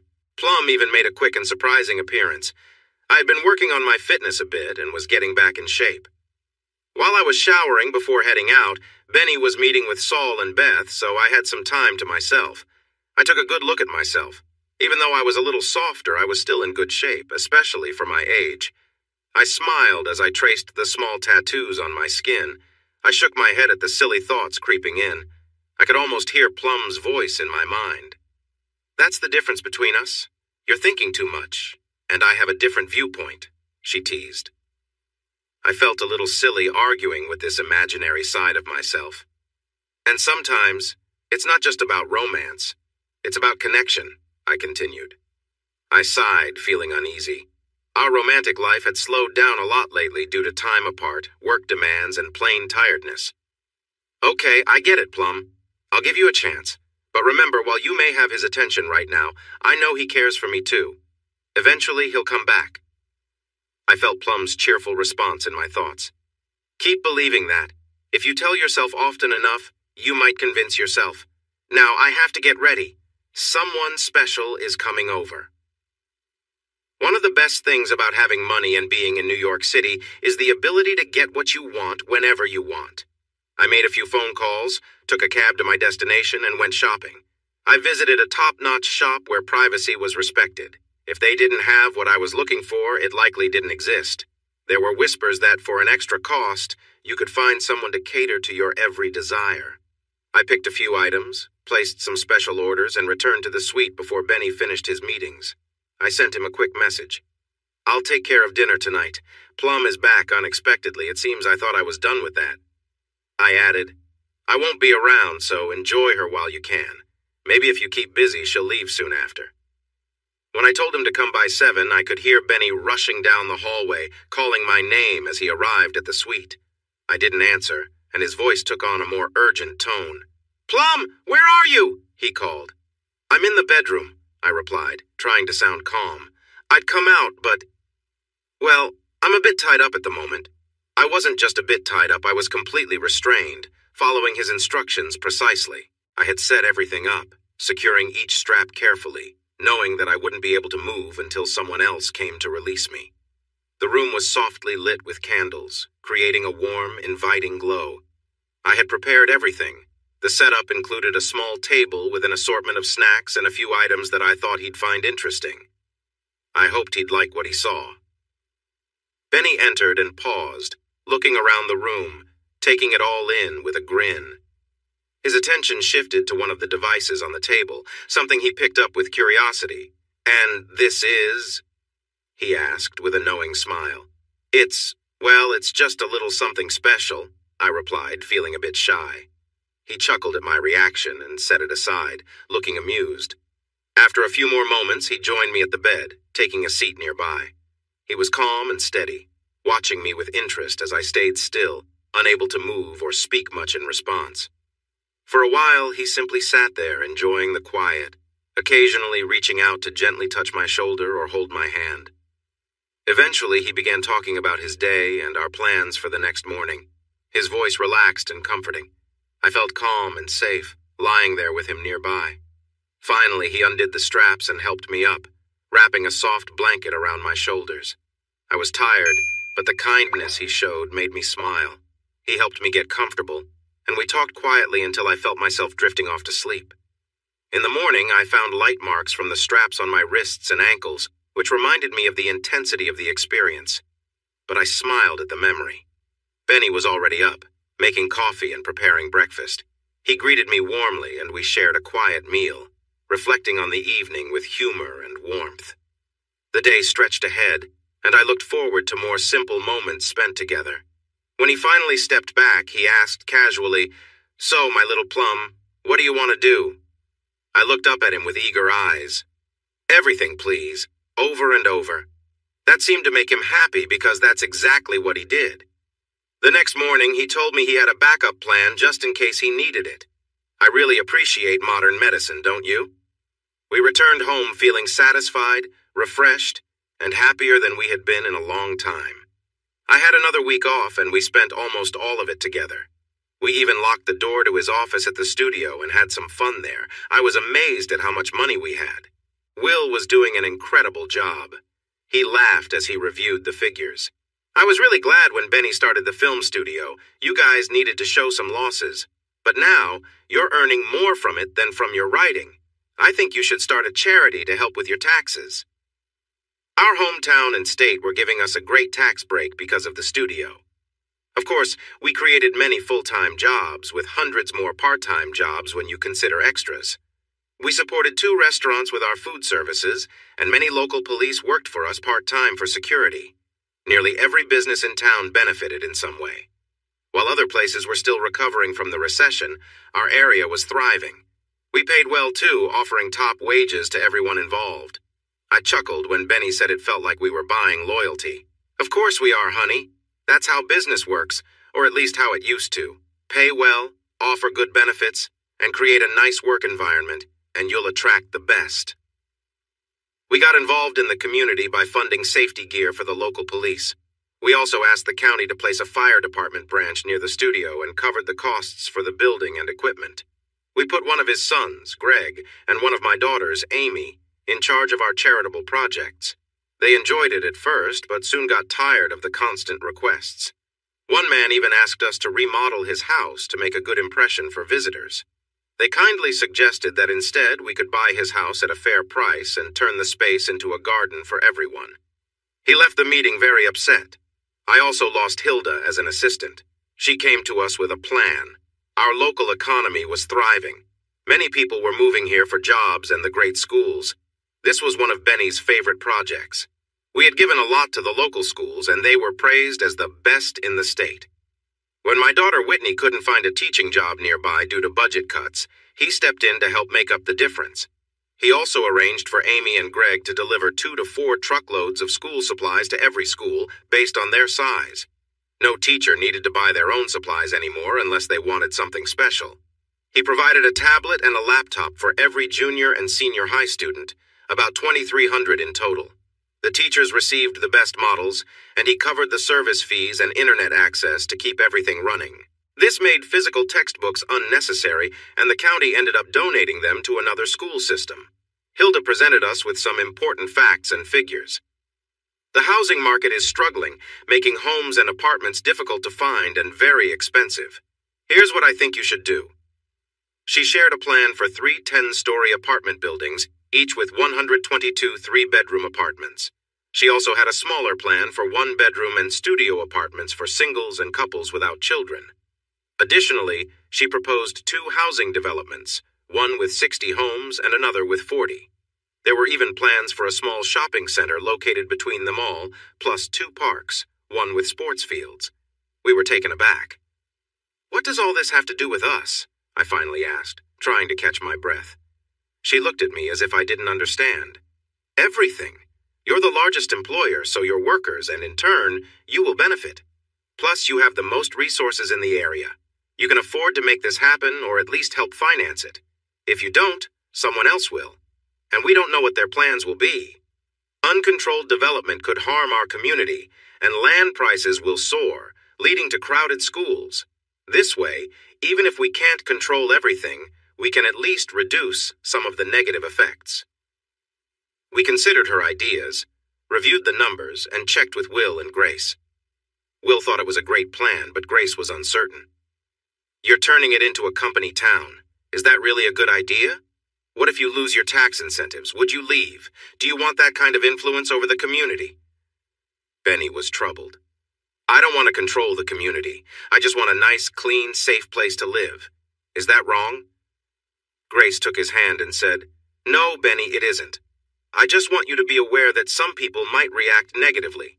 They admire success and are happy to see a local person do well, but too much success can make them uncomfortable. It really is a solid plan and could be very profitable. Just be cautious, okay? Benny agreed to think about it. 3 days later, he called Hilda and gave her the go-ahead, but with a few conditions. We will only work with local contractors and suppliers. This is their home, too. Also, contact some of the best real estate companies and offer them a small share of the projects, if they can manage it. I want as many locals as possible involved in this. Another thing, bring in Jim and Sarah. Jim used to be a project manager at his old construction company until it closed down. He'll be quick to spot any problems. Start slowly and keep it low-key. And check with the city and county in private meetings if you can. If they're against it, we won't be able to move forward. I was surprised by the reaction once our plans were approved and shared with the public. The negative response Grace predicted came in strong. They even created a website called Say No to Henson City. Benny was really upset about it. He tried to hide his feelings, but everyone close to him could see through it. He even went to a county commission meeting and announced he would be there, which led to them moving the meeting to a bigger venue to accommodate the crowd. Most of the commissioners were pleased with how things were going. The county was financially stable, the economy was thriving, and unemployment was under 3%, the best in the state. However, 2 were against nearly everything Benny wanted to do. One felt jealous of Benny's success, and the other had a strong dislike for him. That second commissioner was Tom, who was married to Benny's ex-wife, the woman who had left him for Tom while they were still married, believing Tom would give her a better life. Before Benny found success, there had been snide remarks and hidden disrespect directed at him. I had put a bit of money into Tom's bank just after Benny's career took off, a small part of what we had then. I took satisfaction in making Mariam do all the paperwork. I wanted to show them that they would never be in Benny's league. Tom's family mostly owned and controlled the bank. After that, I didn't deposit any more money in there. When a new credit union opened in town, offering better services at lower rates, the bank lost quite a bit of business. Tom and Mariam clearly noticed that we were significant supporters of the credit union, having moved most of our assets there to help get it started. By the time the credit union was up and running, we had nearly forgotten about Tom and Mariam. They, however, had not forgotten about us. The meeting quickly became heated. Before Benny could state his case, Tom and the other commissioner launched their attacks. "This is absurd," shouted Tom. "Why should we give in to this arrogant person? Does money make you powerful?" I wanted to remind him that he might have thought so while he was trying to win Miriam over, showing her a life of luxury. They had looked down on him every chance they had. How does it feel to be on the bottom? I wondered. I kept quiet while he talked, following the plan our lawyers and publicists had set for us. "Excuse me, Tom, but how have I been arrogant? I'm still Benny. I still live here and go to the same diners and restaurants as everyone else. I was just lucky enough to earn a lot of money, but I don't use it to make people do what I want. I don't attach strings to anything I do. I give a lot back to this community because they often need it. In return, I ask for nothing except maybe a thank you once in a while. Like I said, I live here. I'll live here until I die. This is my home. Don't you care about improving the community? Doesn't your bank give loans every day for new houses and businesses? Don't you think these things make it a better place to live? In the end, I'm doing the same as you investing in the future. Maybe my way is a bit different, but isn't the goal the same? As for the building plans, even you will agree new housing is needed, and I haven't seen anyone else trying to solve this. Do we really want these people living elsewhere and commuting here to work? But how about this? Let's put it to a public vote right now. I ask every commissioner here to vote honestly. Don't worry about whether it's good for Benny. Think about whether it's good for the county. I'll respect your decision no matter what." Of course, The commissioners postponed the vote, smart enough to let everyone share their thoughts first. The outcome was pretty clear. 9 of the 12 commissioners were already in favor. In the end, the vote was 10-2. You can guess who voted no. Tom and another commissioner left in anger. Benny didn't say anything, but I could tell he felt a bit hurt by all the negativity. I did my best to comfort him, and I think it helped a little. 2 days later, I was off on the last part of my book tour, which lasted 3 months and included stops in Mexico and Canada. The book was doing well. 7 months later, it was still near the top of the charts. Beth was pushing me for a sequel, but I wasn't so sure about that. I was a guest on Ellen's show, and she teased me for not bringing Benny along, then asked if our production company was planning to make a movie. I don't know if anyone will want to film it as it is. It has dark themes, so the highest rating it could get would be restricted. What about that other popular book that just got made into a movie? It's been a hit. Couldn't you do something along those lines with yours, maybe change the color theme? The way she said it made everyone laugh. I have to admit, Ellen, that I've never read that book. I might or might not watch the movie when it comes out on DVD. It was very successful, so I want to congratulate the writer. I'm just not ready to see my book as a movie. I stopped for a moment. That said, our company does have the rights to the film. Maybe someday, who knows? We chatted a bit more about the production company and what Benny and I hope to do in the future. I wanted to return to my happy life and try to convince Benny to slow down a bit. Just 6 more weeks, I thought. 6 more weeks until the tour was over and I could go back to my real life. I was really looking forward to it. The pressure was starting to weigh on me. Constant travel was getting old, and the routine of hotel rooms and bookstores was wearing me down. I had stopped exercising, watched too much TV, and was drinking more than usual. My new assistant seemed to understand. My first assistant, the cheerful one, had left to get married, which I was secretly happy about. Benita was in her 30s, confident, ambitious, and eager to move up. She saw me as a way to do that. Mark didn't like her from the start. He told me later that she reminded him of some not-so-good people he had dealt with in his police work. "Be careful, Ms. Bonney," he said in his soft southern voice. "I think Benita is more focused on her own goals than what's best for you." I should have listened to Mark. Looking back, I like to think I was still kind-hearted and wanted to give her a chance. It turns out she wasn't a good person at all. I found out she was trying to make a deal with another publisher to get my next book for a better job and some extra money. The problem was that she did this without telling me.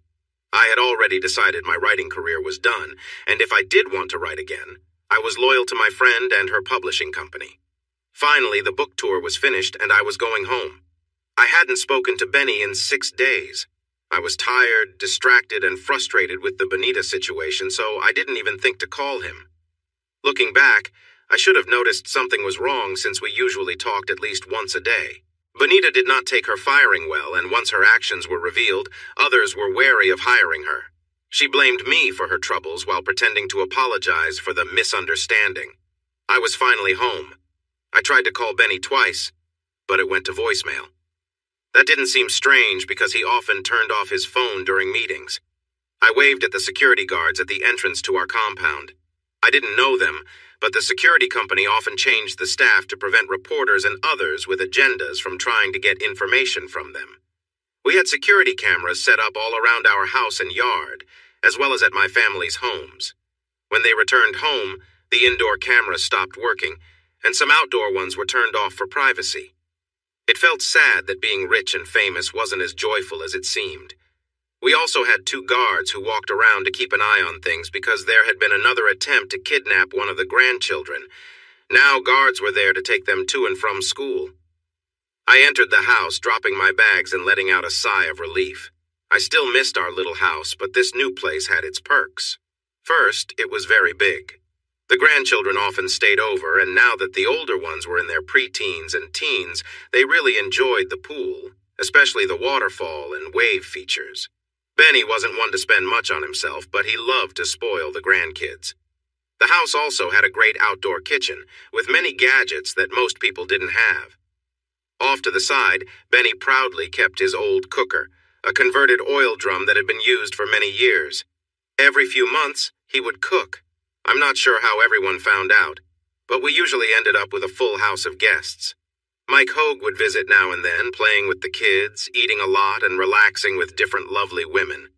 Nothing seemed serious with him, though people said he had been engaged once but got his heart broken. Sometimes Wiley and Moira Patterson would come with their group of red-headed girls and a little boy with auburn hair. We had a guest house for them, but their younger kids and ours often found cozy spots to sleep. Most of the time, we'd light a fire in the pit, and they would pull out their guitars. I would sit back and enjoy as two top entertainers sang fun songs with the kids. Our grandchildren would have stories to share with their kids when they grew up. Their oldest girl wanted to work in film someday, and Benny promised her an internship when she was old enough. We assured Moira and Wiley that she would be well taken care of, even offering for her to stay with us. This made her very happy. They said they would think about it, sharing playful glances when she wasn't looking. I stood there, taking it all in. I was home. Benny still wasn't answering his phone, so I shrugged, hoping he would arrive soon. Knowing I was alone, I changed into my swimsuit and jumped into the pool, half hoping Benny would come home soon. After swimming for a while, I got out, dried off, and opened the bar to make a pitcher of margaritas. As time went on and Benny still didn't come back, I began to feel tipsy. When the first pitcher was empty, I made another, spilling a bit and adding a little too much alcohol. Benita Smith was fuming as she woke up alone, frustrated that Benny wasn't there when she needed him. Meanwhile, Benita had been harboring resentment for quite some time. Losing her job after her underhanded tactics came to light had left her with no prospects in the publishing industry. Her reputation was ruined, and mainstream publishers wouldn't touch her. Accepting her own nature, she admitted to herself that she didn't care who she had hurt or betrayed. Her focus was on getting even with the Hensons, who she blamed for her downfall. Determined to follow through, she used her last bit of money to travel back to her hometown. Upon arrival, she was surprised to find that her name was still on the visitor list at the Hensons' private property. A car followed her along the secluded road leading to the estate, but she paid it little mind. The security guard on duty assumed the car was part of her party and allowed them both entry. In another part of town, Tom, Marion, and their lawyer Bob found themselves in a difficult spot. The bank they were associated with was quickly losing business to a new savings and loan that had recently opened. With the Hensons holding a significant amount of assets at their bank, the situation was growing critical. Tom knew that if the Hensons decided to move their remaining assets, nearly $20 million in various accounts, it would be a significant blow to their bank's stability. The three of them, once close to the Hensons but now estranged, debated their next move. Marion, who had once been married to Benny, was reluctant from the start. "Look at us," she said. "Tom, you're the one who stole his wife. Bob, you tried to strip him of everything he had for my sake, and I'm the one who left him for what I thought was a better deal. Why would he ever help us now?" Tom's temper flared at Marion's words, especially when she expressed regret over her decision to leave Benny. "If anything, you did Benny a favor by leaving," he snapped. "If you'd stayed, he might never have found the success he has now. You did him a favor by breaking his heart. He's better off because of it."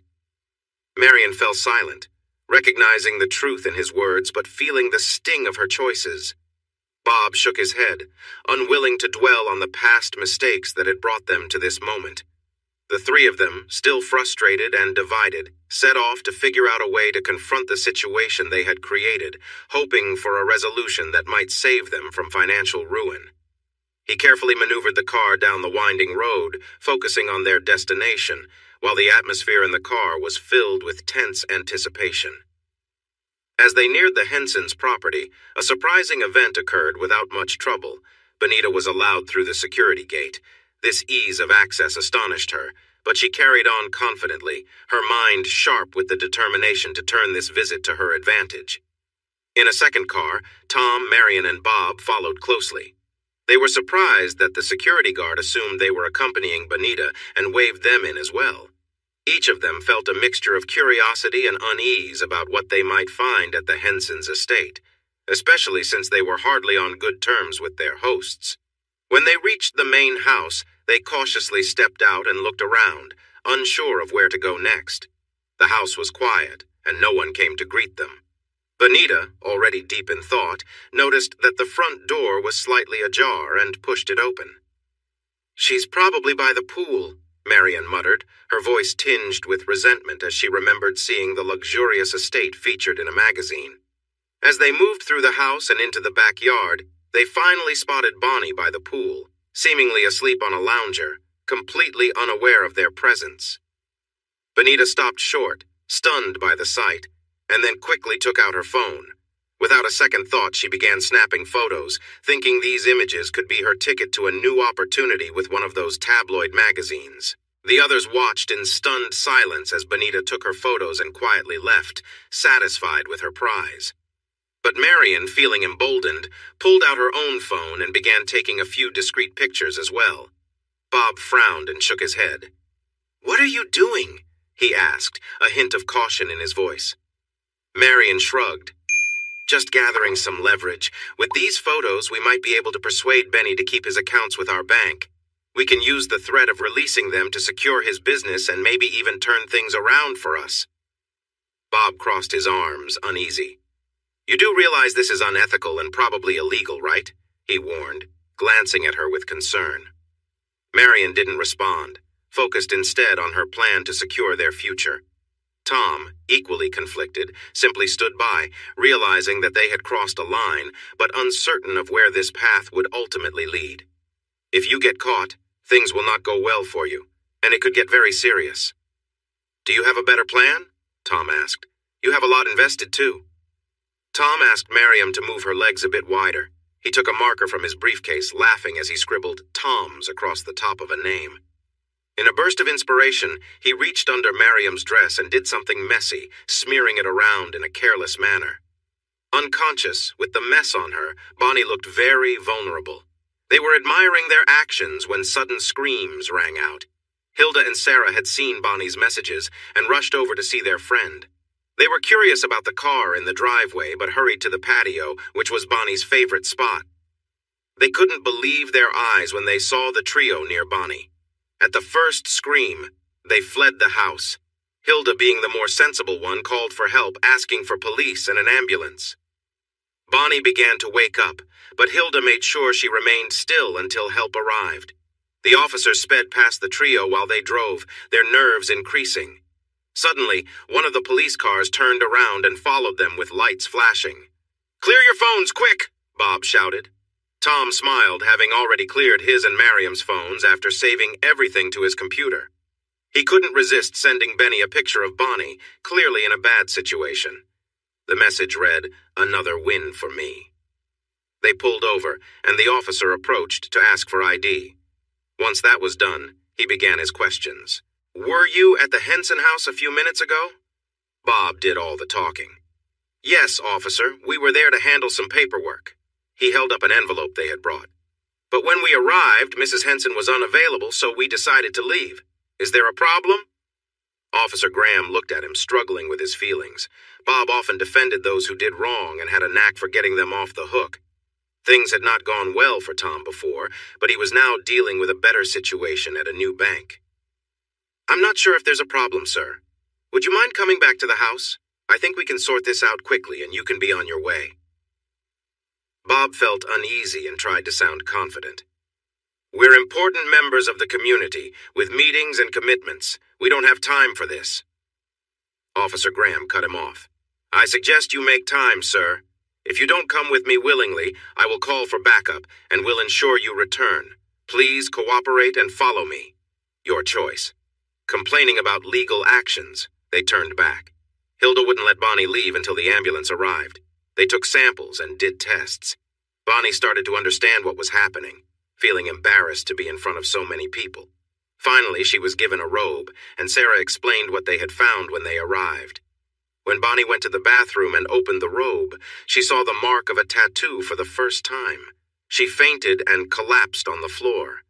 The EMTs carefully placed her in the ambulance to take her to the hospital for a night of observation.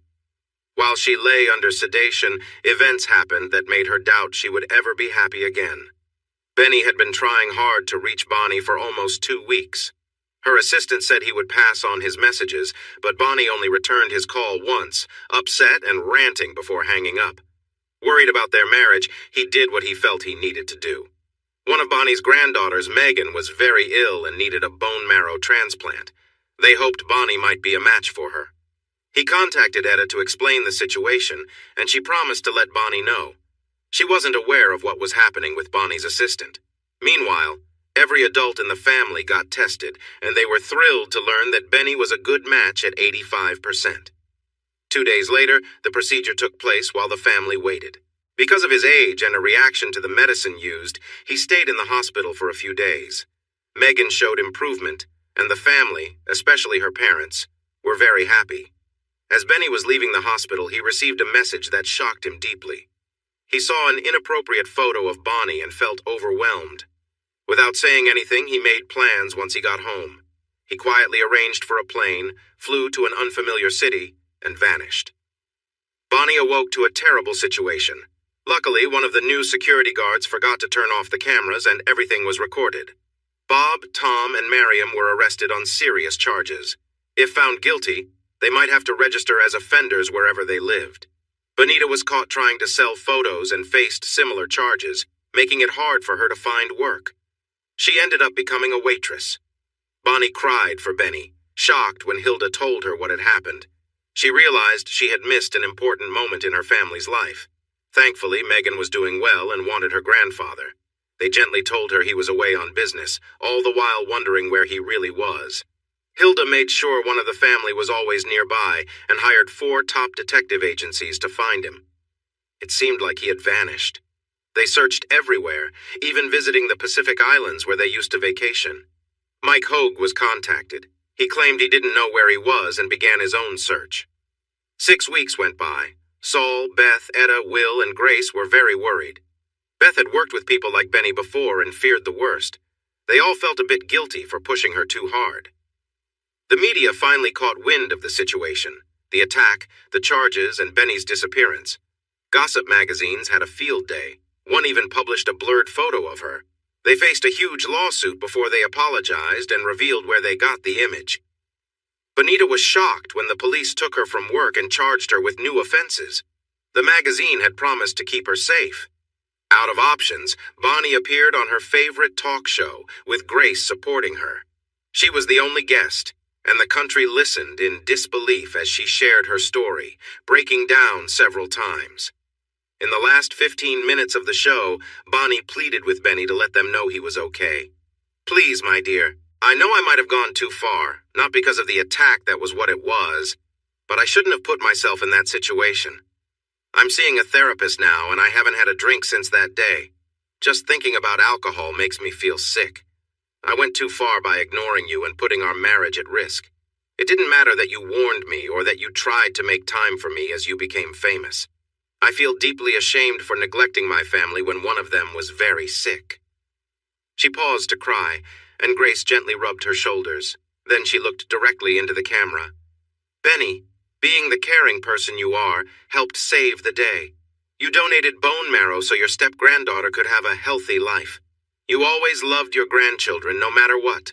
Benny, if you're out there, know this. I will love you for the rest of my life, even if we never meet again. There will never be another man for me. I love you, and I will always love you." Bonnie broke down again, and the show came to an end. It made headlines on every news channel, increasing the search for Benny. 4 days later, Megan ran out of the house trying to pull Bonnie inside. "It's Poppy! He's on television! Come on!" She, Hilda, and Megan's mom rushed in. Bonnie looked at the screen, disappointed. Wiley Patterson, the country singer, was the guest on one of the morning shows. He was holding a guitar and talking about a children's book he had written.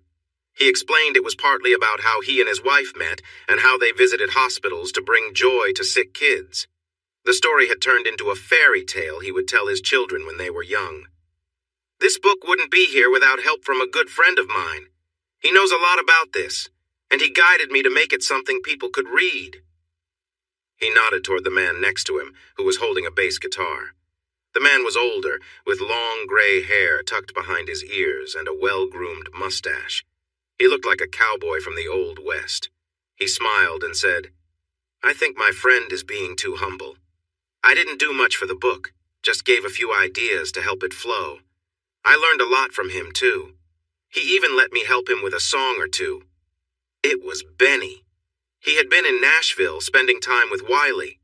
I remembered how he had once talked with Benny for a long time about turning thoughts into stories or songs. The hostess, who had been reminded that the talk was about Wiley, not Benny, nodded and went on about the book. She mentioned that Beth had done the editing and her company published it. It had been out for just over 2 months and was gaining popularity. Later, Beth told me more. All I knew was that Benny was really backing it. I was told if I didn't find it good enough to publish, they would try somewhere else. It was good, really good. Benny can say what he wants, but that book has his influence all over it. So we published it. It came out 2 weeks before your book tour finished. I can't believe you didn't hear about it. He usually tells you everything. There's a copy on our shelves now, likely worn from being read. The dedication was to Moira, Wiley's wife, and to his brother-in-law, who had faced a tragic end. At the end, he thanked my good friend and the best wordsmith I ever knew, Benny Henson. As much as he might want to deny it, this book only happened with his help. I sat amazed as Wiley moved on from discussing the book to the songs he was about to sing. These songs were co-written with my friend Benny. They will be in the movie his company is making based on the play and book he has coming out. I want to thank him again for letting Moira and me be part of his creative journey. They set up another stool and microphone while he spoke. Then his wife Moira walked out. Her bright red curls were pulled back in a loose ponytail, and she was wearing a simple blouse and jeans. She gave Benny a kiss on the cheek and Wiley a kiss on the lips before she sat down. The first song was nice, but the second one really amazed me, and everyone else too. Before they started, Benny shared some background on the song. This is a story about a married couple who lost touch over time. It took a tough moment for them to reconnect. I wrote it for my wife, who I still love dearly, as a way to say I'm sorry for not being there for her lately. I'm sorry, Bone. I was so surprised that I almost missed the song. He still loved me, and he was in New York. The song, Weathered House, was beautifully haunting. It featured just a single guitar and bass, with the singing soft at times and powerful at others. I didn't know Benny had such a good voice. I couldn't remember ever hearing him sing before. His deep voice added a special touch to the harmonies. The hostess asked about the play, and Benny responded. This is my first time working on a play. I met a producer named Derek Brooks when I first came to New York, and he gave us free tickets to one of his shows, but only if I let him look at my play first. I sent it to him a month ago, and he is really excited. He has one of the best playwrights in the country reviewing it and making adjustments for the stage. I will be in New York for at least 6 months to be part of the process. While looking at the camera, he smiled. I want to talk about the rumors of my disappearance. I don't understand why everyone thought such wild things. I still had the same email and phone number. I just turned everything off for 2 weeks to focus. I wanted to think, especially about my wife. Did she still love me? Did I love her? Of course I did. Bonnie, if you still love me, you know where to find me. He was staring directly at the camera. Hilda was already on the phone to Beth and Saul, promising to tell Grace and Etta. A plane was waiting at the airport, ready for me as soon as I arrived. This was the leading story on the evening news. Benny Henson was safe and sound in New York City. Beth picked me up, and we drove in tense silence for a while. Then I took her hand and told her I was sorry for how I had acted. She apologized for not taking better care of me, and we shared a quiet moment of tears on the way to her office. Once we arrived, it was all about business. She brought up my book, but I quickly stopped her. Please don't talk about that again. I'm finished, Beth. There won't be any more books, and I won't discuss the current one. Changing the subject, she asked if I knew about the play. I didn't even know he was writing one. I haven't spoken to or seen Benny in almost 3 months, so I had no idea what he was up to. Still, even if I had been there, I wouldn't have known until he was almost finished. It's just how he does things now. Enough about work. I need to see my husband, and you have to tell me where he is. I don't know where he is, and no one seems to be saying much. I think this is a test. He wants you to find him. Are you ready to look? I'll search this city piece by piece if I have to. Any clues? Beth smiled. He's involved in a play. Go to Broadway and talk to Derek. If anyone knows where he is, it's him. Derek spotted me right away when I arrived, but was reluctant to share details about Benny. He has an apartment nearby, but I can't say exactly where. Even if I knew, I'd wait for permission to tell you. My advice is to stick around. He comes in a few times a week to make updates and provide feedback." He hesitated, deciding how much to say. "This is going to be big, Mrs. Henson. It will likely be on Broadway for years. It's pretty simple, and there are only 3 actors in the show, all older. People are talking about it, and I'm getting calls from agents all over, even from other countries. Big names like Hugh Jackman and Sally Field are interested, plus many from Broadway. I'm glad I'm not in charge of casting." So I was allowed to stay in the theater and listen. I sat there every day for 2 weeks. It wasn't long before I realized the play was about Benny, me, and choices I've made. One scene, where a man asks his wife to just talk to him, felt like it was taken from our conversations. I cried quietly. They were using new actors, testing lines, building sets, and making sure everything looked good for what was to come. Someone handed me a box of tissues from behind. I didn't notice anyone was there. I took a handful and mumbled a thank you. I turned around to return the box and came face to face with my husband. There was a stillness as I gazed at him, a small smile playing on his lips. My shout stopped everything in the theater. Everyone rushed over, worried if I was okay. I was better than okay. I had the man I loved most in my arms, and I didn't want to let go. 2 strong stage hands gently moved us, placing Benny on a seat while I stayed in his lap. Derek walked over, smiling, and waved others away. He waited patiently until I finally let go. "I see you found each other. Would you like a private space?" "Only if you plan to put a wall around us while we sit." I'm held close by the man I love, and I don't want to let him go. He smiled and walked away, telling everyone to give us some space. After we cried, we both said we were sorry. When Benny spoke after me, it hurt my heart again. "It hurt me, Bon, even before the picture, to think I might lose you. You don't know how hard it was for me while I was out promoting my books. When you couldn't come, I wandered alone. The attention from other women made me uncomfortable. The idea of being unfaithful to you seemed ridiculous, but then you stopped talking to me and cut me out of your life completely." I had spoken to others who also had long separations from their partners and heard how many gave in to temptation. I started to think you were moving on without me. When you didn't answer your phone during the time your granddaughter was in trouble, my heart sank.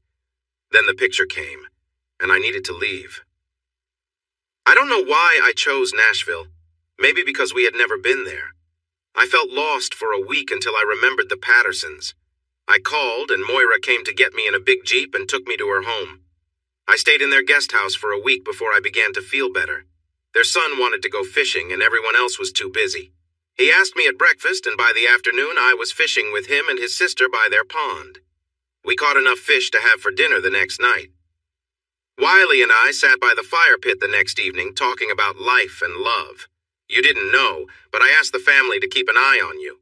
I knew you were searching for me, but I still felt hurt and couldn't come back. Instead, I found a story online about a man who learned his wife had cheated on him years earlier and how much pain it caused even after all that time. She said it was due to feeling isolated, and that the mailman became a friend. He would stop there for lunch. One day she invited him in, and their lunches turned into more. Her husband grew suspicious and started coming home early to catch them. It all took place in Oklahoma, where a tornado forced them into a root cellar for hours. She realized how wrong she had been and decided to commit to her husband again. The funny part was that she inherited the house from her grandmother and insisted on moving. He had to drive a long way for the only job he could find. After fixing up the house, they decided to sell it and move back to the city. The husband found out about the situation only after the mailman passed away.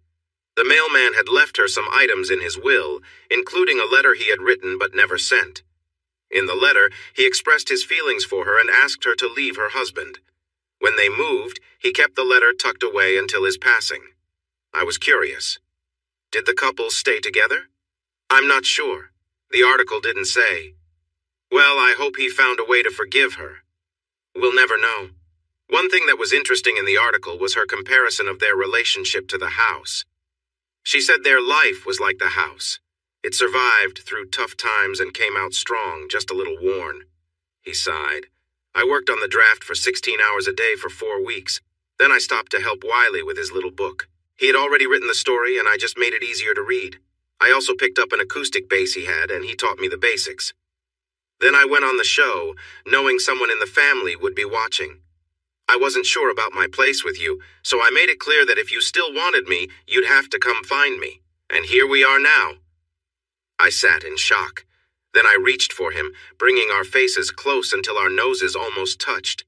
"Listen to me, Benny Henson. I may have drifted a bit, but I never stopped loving you. You can't imagine the struggle I faced, wondering if I would ever see you again, wondering how I could go on without you. Right now, I want to make some promises to you. I will never let you go again, you understand? Never. I'm finished with writing. I'm done with being apart. From now on, if you're resting, I'll be right beside you unless I'm in your arms." I let go and pulled back, breathing heavily with emotion. Did he still want me? He just smiled. "Okay then, whenever you're ready, I'll show you the apartment I rented for us while we start this new chapter." We hurried through the streets of New York, feeling youthful again. We spent some time together, both of us feeling a mix of joy and tears. You would think that after several months apart we would rush things, but we took our time, trying to show our love in every gesture. As the days passed, things grew more passionate but still gentle. We didn't wake up until afternoon the next day. I wish I could say everything returned to how it was right away, but it took almost a year for things to feel normal again. We went through some difficult counseling for a few months, and the troubles with Bob, Tom, and Miriam were quite distressing. They were all found guilty of serious charges, even though Miriam claimed she hadn't participated. The evidence clearly showed her involvement, and the judge decided she was as responsible as the others.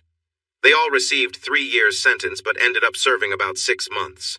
Bob lost his law license, and Miriam and Tom lost their jobs because they were now registered offenders, and there was a school nearby that caused issues with the law.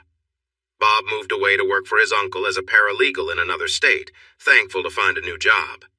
Tom's father helped them sell their house and gave them some money while they searched for new jobs. Things became a bit complicated in our mixed family because they had a restraining order that required them to stay 1,000 feet away from me, Benny, our home, and the studio. They would visit the family 4 times a year and would spend a week with them. The kids covered the costs wherever they stayed, while the couple barely managed. Then one day, Tom vanished. The boys felt sorry for their mother despite disliking what she had done, but since they were doing well, they rented a nice apartment for her, bought her a car every few years, and gave her money often. I secretly found joy in knowing that the help she received came indirectly from Benny. A Weathered House won 4 Tony Awards in its first year. The book became very popular, and the movie was almost as successful as Union of Souls. We visited New York 6 months after the book was published for a meeting with Beth and Saul, where we announced Benny's retirement. Saul smiled and chose to retire too. Beth was surprised and asked him to think it over, but he assured her that if he ever decided to write again, she would be the first to know. Will still managed our finances, having grown into a full office firm with us and the studio as his main clients. Grace continued to be our lawyer, just in case. We brought all our kids, even those who didn't work for us, together for a meeting. We handed the studio to 4 of them while keeping the 2 who worked in charity in their roles. The others kept their beloved jobs, and we ensured they were all well taken care of. Hilda, Sarah, and their husbands became full partners in the real estate business. 7 years later, the county allowed them to form a village called Hensonville. We attended the celebration, and Benny received a plaque naming him as the founder. He asked them to change the name, but the voters refused. Benny had one important rule for our family. Once a year in summer, every business we owned would shut down for a month, and all employees would receive full pay during their vacation. This led to very low turnover rates for any company in the state. The Henson family, which included Beth, her girlfriend Etta, and Etta's second husband Will, gathered together on their private island in the Pacific. This group also included Grace, Hilda, Sarah, their husbands, and extended family members. They would all spend the month together there. Wiley, Moira, and their family joined whenever they could. Mike Hogue often visited with his 3 wives, including a small woman who had once touched his heart, along with all their children. Every year we held a big party. Benny hired local people to help him create Southern-style cooking using oil drums and taught them his recipes. Up to 500 guests would come, including the king and his royal family. Our grandchildren, especially the teens, loved sharing photos of themselves with the royals. One of the princes, who was the third son of the king's second wife, connected well with one of my grandkids. She even asked to go to the new national university, dreaming of becoming a real princess. At home, we often took our little motor home with the small SUV behind it for trips. In the summer or during holidays, we usually had 3 or 4 kids with us. We enjoyed visiting every natural wonder and amusement park in the country. I would sit in a chair, listening to Benny playing with the kids in the pool.